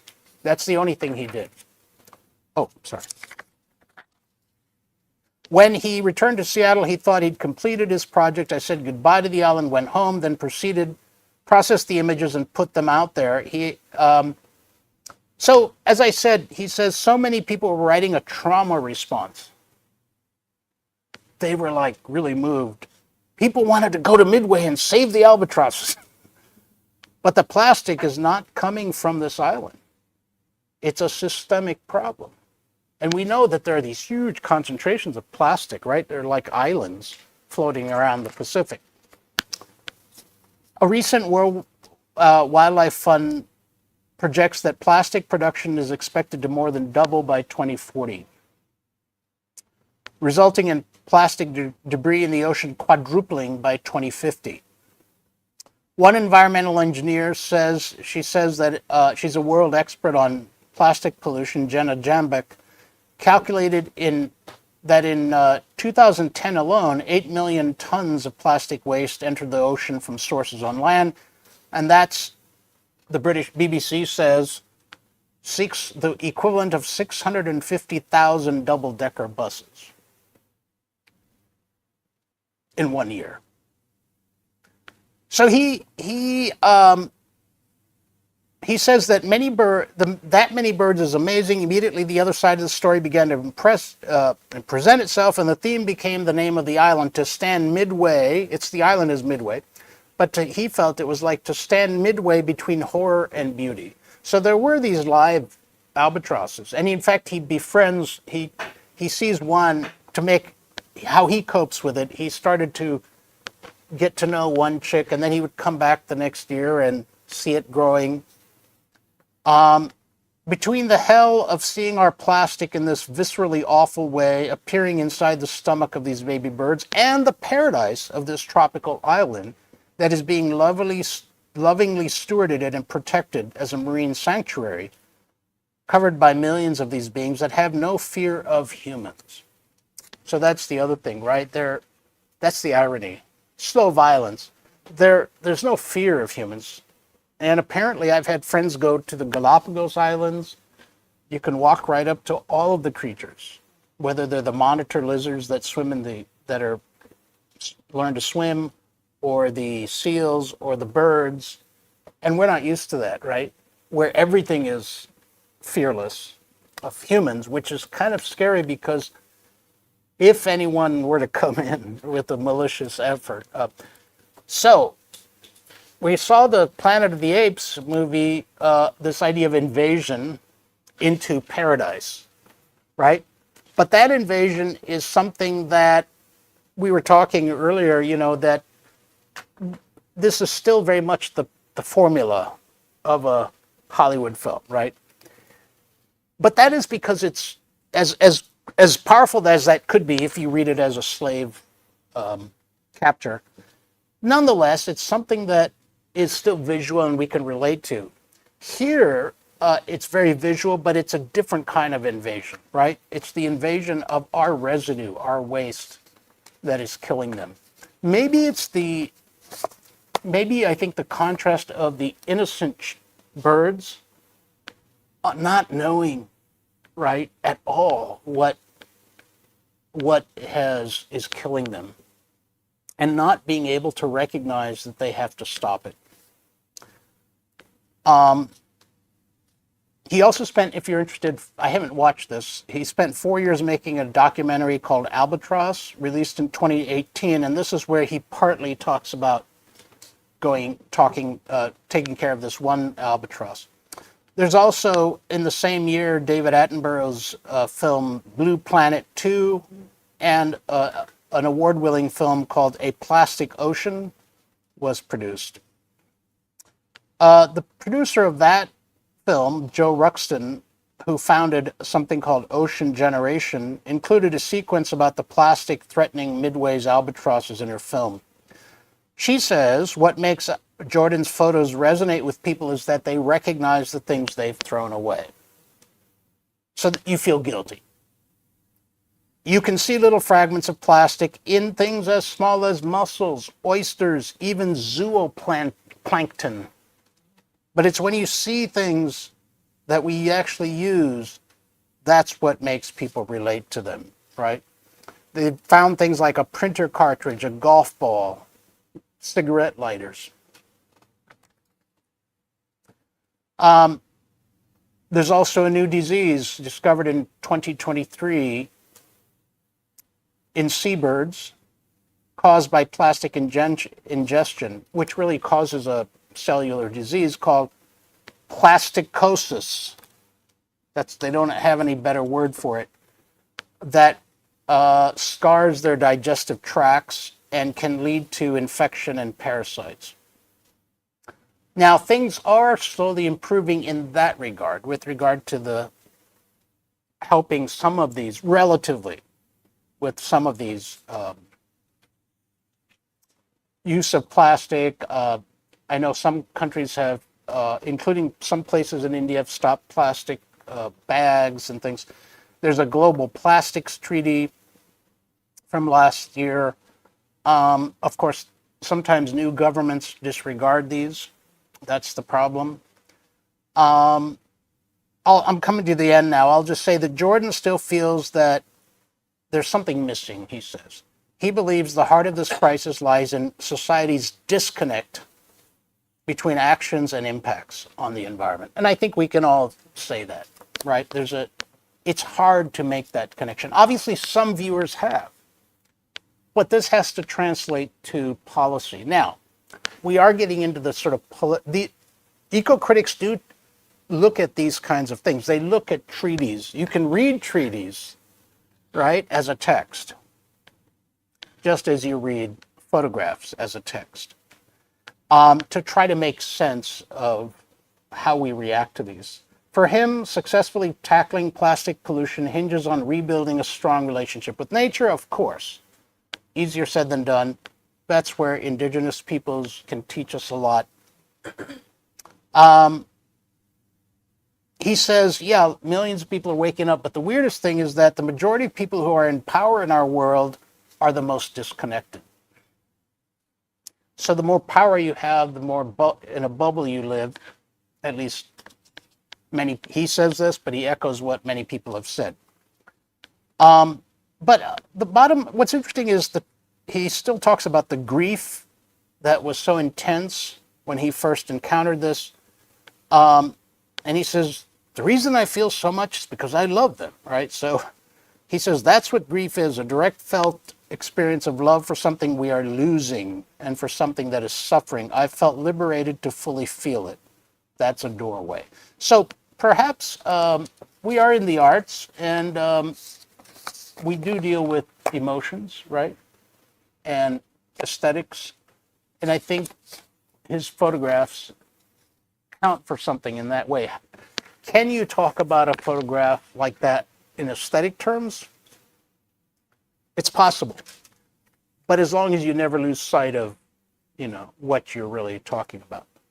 I use the example in my classes. I know this is a pretty obvious example, perhaps, to my undergraduate first-year classes, I might say, why is art is not about escapism. Art is the opposite, right? To prompt us to think. So I always use the same example for 20 years, which is Pablo Picasso's Guernica painting, which I was lucky enough to see in the Prada, which is the painting of, is it in the Prada or was it in Barcelona? Anyway, it's the big painting he did of the bombing of a village in Spain during the Franco regime, 1936. He was actually asked by the government first to do he was living in Paris, hey, do a painting for the exposition. representing Spain. He was so angry by this bombing, what Franco did was he became the dictator. He asked his friend Adolf to send over his Luftwaffe, Adolf Hitler, and the German planes came and bombed a village of 10,000, flattened it, right? Men, women, and children, and animals. So if you look at that painting, it's got the animals, it's cubist, and it's great teaching. And then I say, is this beautiful? Art is not, I mean, there's a misconception in popular culture about art being, beautiful and we frame it, but it's really should make us pause. I love what one art critic, oh, there it is, Guernica, merci beaucoup, or I should say gracias. This is, you can see the light bulb, which is modern. It's a modern thing, but it's also the fragmentation of bodies, both human and animal. And the bull is, of course, a symbol of Spain itself. And then you have the horse, and all in agony, right? And I think it's a brilliant painting. It's a big one. And so this abstract art, of course, Franco then, when the regime saw the painting, they did not want it. So it was returned to Spain much later. So anyway, it's a great teaching tool. But the question, it's like Chris Jordan's images then, is to say, can it be aesthetic? Perhaps sometimes that could be a distraction. Maybe that's not the main point. I don't know. But certainly he wanted to put that filter on to soften, to have a certain lighting. Now, this is not the same as Courbet, but Courbet too was not changing a whole lot. So you can read these in different ways. If the impact, though, is to make people aware of conservation, I think that's great. I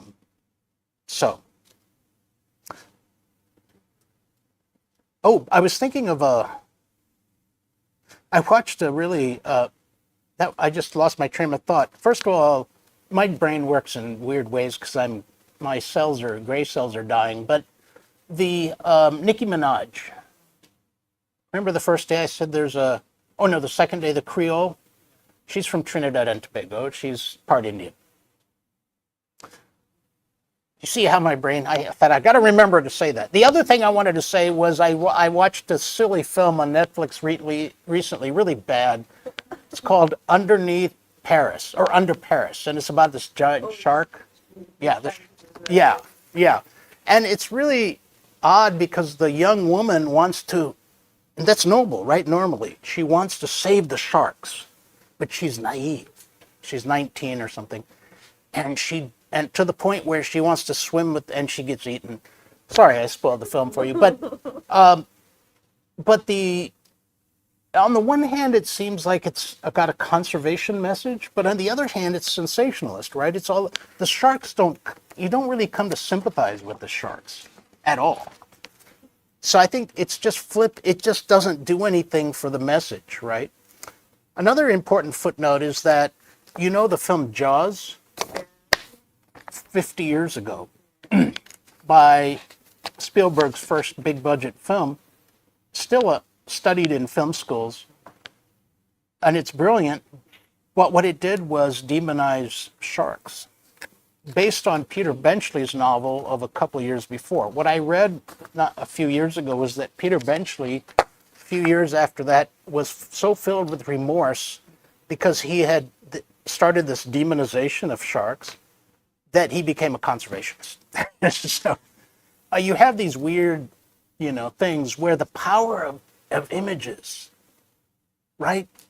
Now, when Spielberg's doing this film, it's just filmmaking, how to grab the audience. He's very skilled, They don't think about this, but we still have that impulse to, and it's about marketing. Right? It's a critique of marketing because they don't want to close the beaches because they want to make money and all this stuff. So, same thing with in this film, Under Paris. It's set just before the Olympics. They don't want to close the Seine River, right?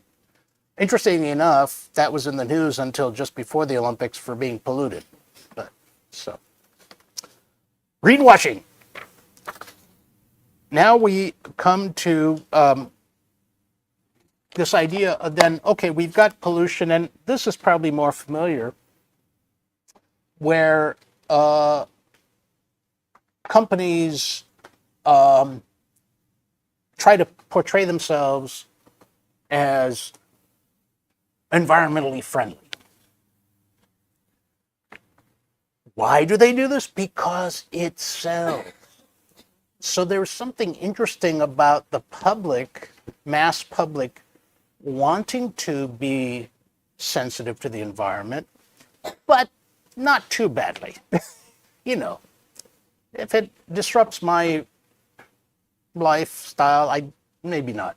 So it's, but there's still some something there that after all these companies are spending millions to try to, instead of whitewash, to greenwash, right, their image.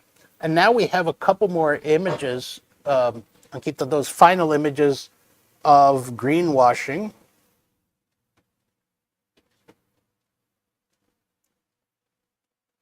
So here's, I actually just, you can go to the Natural Resources Defense Council, which is an American conservationist group.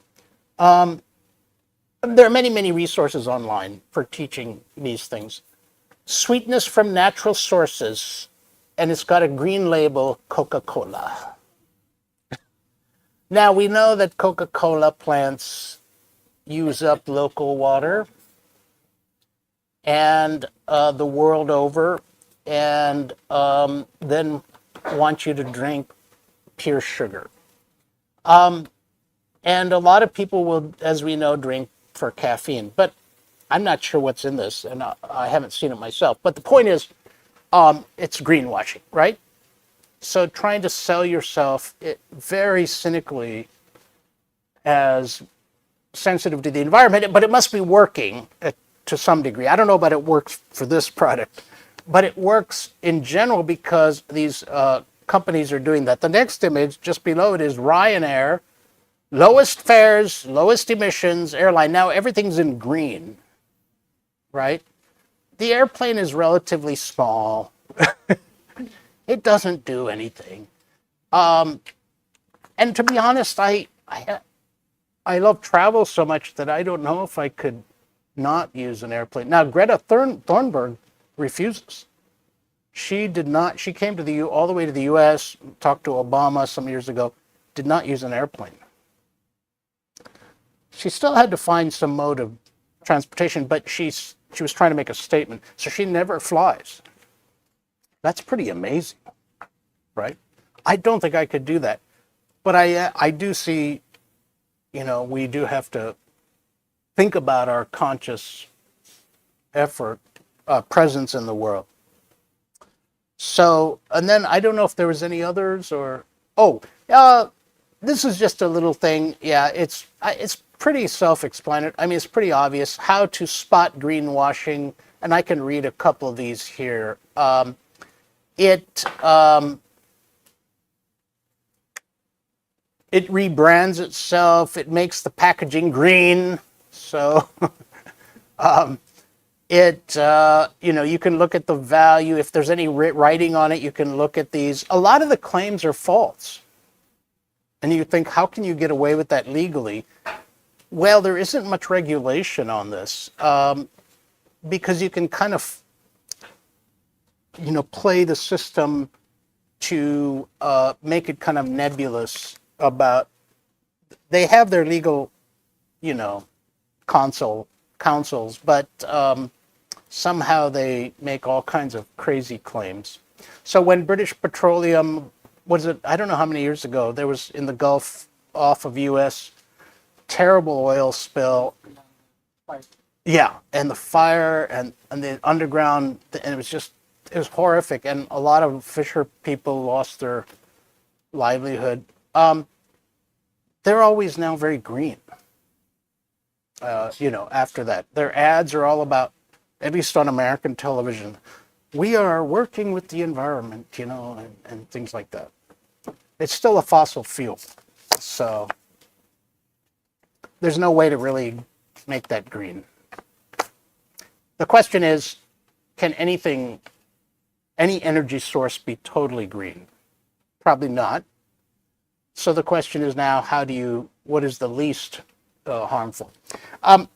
So one thing interesting is these are effectively texts, right? You can read them. It's interesting to look at them and see, because these writers of advertising, think about how to do this, right? It's interesting if you go back and see how many poets and writers started out at writing ads. You know, Arun Kolatkar, Salman Rushdie. I mean, it just goes on and on. They didn't stay at that, but they were trying to make a living, and they knew how to use language. So some of these are pretty clever in doing that. So let me just read parts of this. And again, I'm adapting from the Natural Resources Defense Council, right? But there are many, many resources online. How this works exactly in literature is not something I'm going to attempt, except to say that, as I said, you can read this as a text and make it contextual with, say, a novel that's talking about pollutants, or, right, you can show how this, there are a lot of novels that, for example, Zakes Mida's The Heart of Redness, which is a South African novel, talks about pollution, but it also has sort of the their indigenous, I don't know if he's not Zulu. Anyway, I can't remember, but his own African identity, he draws on some of the spiritual beliefs, but it's also it's about modern South Africa and pollution of land, The Heart of Redness. So you could pair this with the greenwashing. There's also tourism a little bit in that novel, and we talked about Jamaica Kincaid's critique of tourism. Again, how tourist areas are greenwashed, right? You can have eco-tourism, right? So if you want to pay to go, live with less carbon footprint and things like that. So in 2009, Volkswagen launched a wide-reaching marketing campaign to promote its clean diesel cars. Across print and televised ads, including one, the automaker touted a drastic reduction in the tailpipe emissions of its new VW and Audi models. And the slogan was, for the Audi commercial, somewhat the voiceover is, "Green has never felt so right." But a few years later, the U.S. Environmental Protection Agency, which is probably going to be demolished, discovered that Volkswagen had installed software allowing it to cheat emissions tests for 11 million of its vehicles, discovered by postgraduate students. Huge lawsuit. The automaker's so-called clean diesel cars actually produce nitrogen oxide emissions up to 40 times the legal limit. The resulting Dieselgate scandal marked one of the most notorious examples to date of deceptive environmental marketing, a phenomenon, as we know, greenwashing, and it cost Volkswagen nearly $40 billion. Since then, they have tried to make amends. But greenwashing is often far less sensational and hard to spot. Let's be honest, right? We encounter it so often. It's an act of making false or misleading claims, but again, it's very hard to, for a lot of these, some of the claims are, I don't know how they do it, but for some reason, they're not easy to prosecute. It was actually coined in 1986. I didn't know that, the greenwashing, in an essay by an environmentalist named Jay Westerveld. So while visiting a hotel in Fiji, he noticed that it asked guests to reuse towels for the planet's sake. Have you seen this, right? Yeah. Which I think is good. If you don't need to clean your towel, don't put it out. a request that would also conveniently save the hotel money. Fine. Meanwhile, the hotel, located near sensitive island ecosystems, was in the middle of an expansion. So, on the one hand, it's asking you, saying that you can contribute to the environment, but it's really helping these hotels save money. Okay, so that was, the term was coined then. That's the main reason to mention that. But we do have a lot of fossil fuel. British Petroleum coined the term carbon footprint. I don't know. I hadn't known that. It's actually British Petroleum who did that when it launched a calculator for individuals to assess their personal emissions. It's become much more sophisticated, though. Nature-based imagery, like with trees, animals, on product packaging and in advertisements, can imply sustainability even if the company or product either actively harms the environment or takes no real steps to protect it. So, the question is, how do we change that? That's one thing. So this is a large, as I said, this becomes a more activist part of eco-criticism. So remember how I mentioned at the beginning of this talk week that the debate within post-colonialism of even Tagore was accused, not even post-colonialism, Tagore was accused of not being politically engaged. In the same way you might, you still see these criticisms of writers and films as not being complacent. In the same way, I think we have to ask ourselves. I mean, that's why eco-criticism, sometimes emphasizes the need to be activists. So if you go to the Association for the Study of Literature and Environment, ASLE, there'll be ways of some resources for doing this. And a lot of the members are quite active in their local communities, right? So, for example, I have friends who volunteer to keep the trails clear in the mountains for hiking, or they may, make people aware of recycling. And by the way, recycling, we do the recycling in the U.S., but it apparently it only contributes about 4% of helping, but that's something, I suppose. So on a larger scale, there's this activist part of it, and some people, and it's up to you how you view that. Some people say, "What? Why should I be pressured to be activist about this or that?" The other side of it, though, is that how do we read into some literary works or films or whatever? Can we read into them a sort of activism? And there are some that are that way. Indra Sinha, Animals People, he started a kind of fund, I don't know if it was an NGO, but anyways, a fund to raise awareness and help the victims of Bhopal. So he was already active in that before he wrote the novel. But that doesn't mean that everyone has to be. And then, as I've said, the other way is to read these as texts themselves, as a context. Environmental buzzwords have no legal weight. Natural, eco-friendly, there's no way to prove that, so these companies can use them all they want. And it's intentionally vague.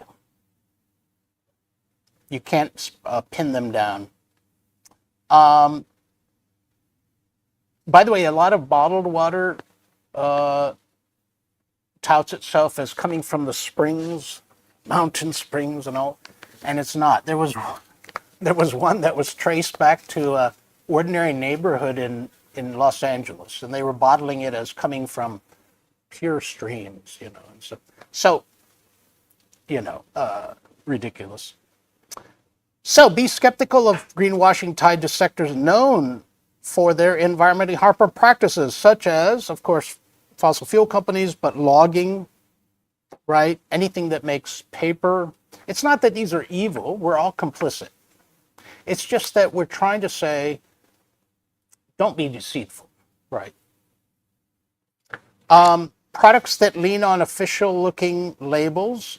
Companies that produce plastic products often try to assuage consumer guilt by featuring a recycling symbol, right?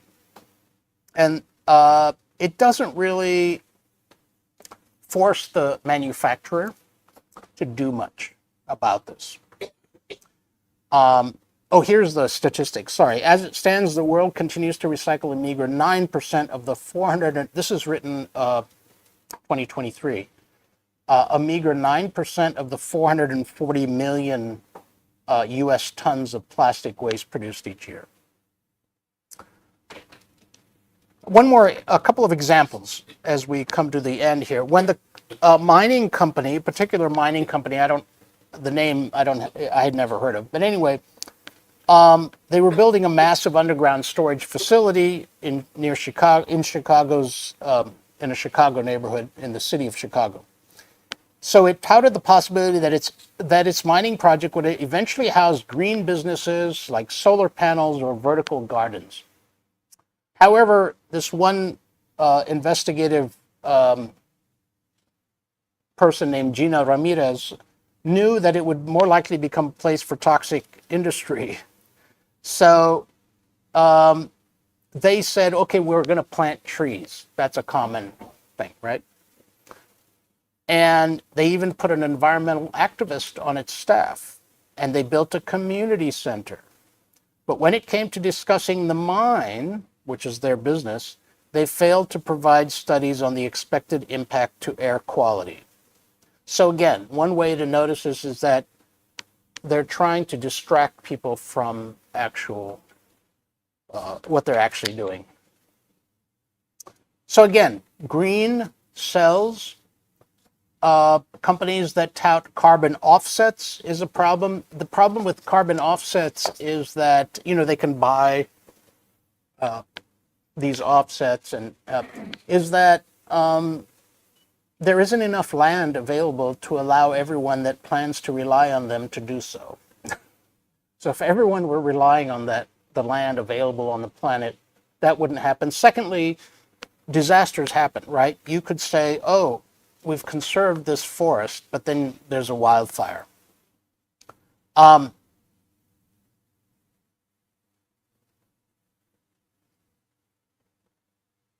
There are also well-intentioned sustainability practices that don't live up to their promise due to poor management and so forth. So greenwashing gives some companies an unfair advantage, but it's worth noting that there's also an environmental justice factor issue, and we've talked about this, where the places that have industrial pollution among human areas, settlements, tend to be the poorer areas. So that's the environmental justice, and really sometimes these commodities are being sold to people who can afford them, not to the poorer communities. So the poorer communities this is sort of general around the world. They bear the brunt of these commodities, of the pollution from these commodities, and they're not the intended target of the greenwashing. It's middle classes and upper classes. I think that's almost to the end here. So there's a lot more to be done, and I'm not sure, again, how I wanted to mention greenwashing because, again, it's so prevalent in our society that I think, are equipped as people who study language and literature and sign systems are equipped to critique. And that's why you'll see eco-criticism talk about this a lot. And so I think we can pair that. We can talk about it in our classes in conjunction with the literary artifacts that we're producing. I think I've come to the end here. I'm not sure. I think I'm a little short on time. Do anyone know when I started? About right. Okay, thank you. So we'll stop there. And that's the end for today, I believe. I will be here again tomorrow morning. If you have any questions or want to talk. If you have any questions now, I'd be happy to take them if you want to, or we can break. I don't know what the plan is. Do you know? Are we doing any Q&A, or it's up to you? Tomorrow, I know you still have to do that. It's a shorter response, right, to the questions, I believe. So we have to keep that in mind. But again, maybe I'll be here in the morning. Let's do that. So thank you, everyone. Yep.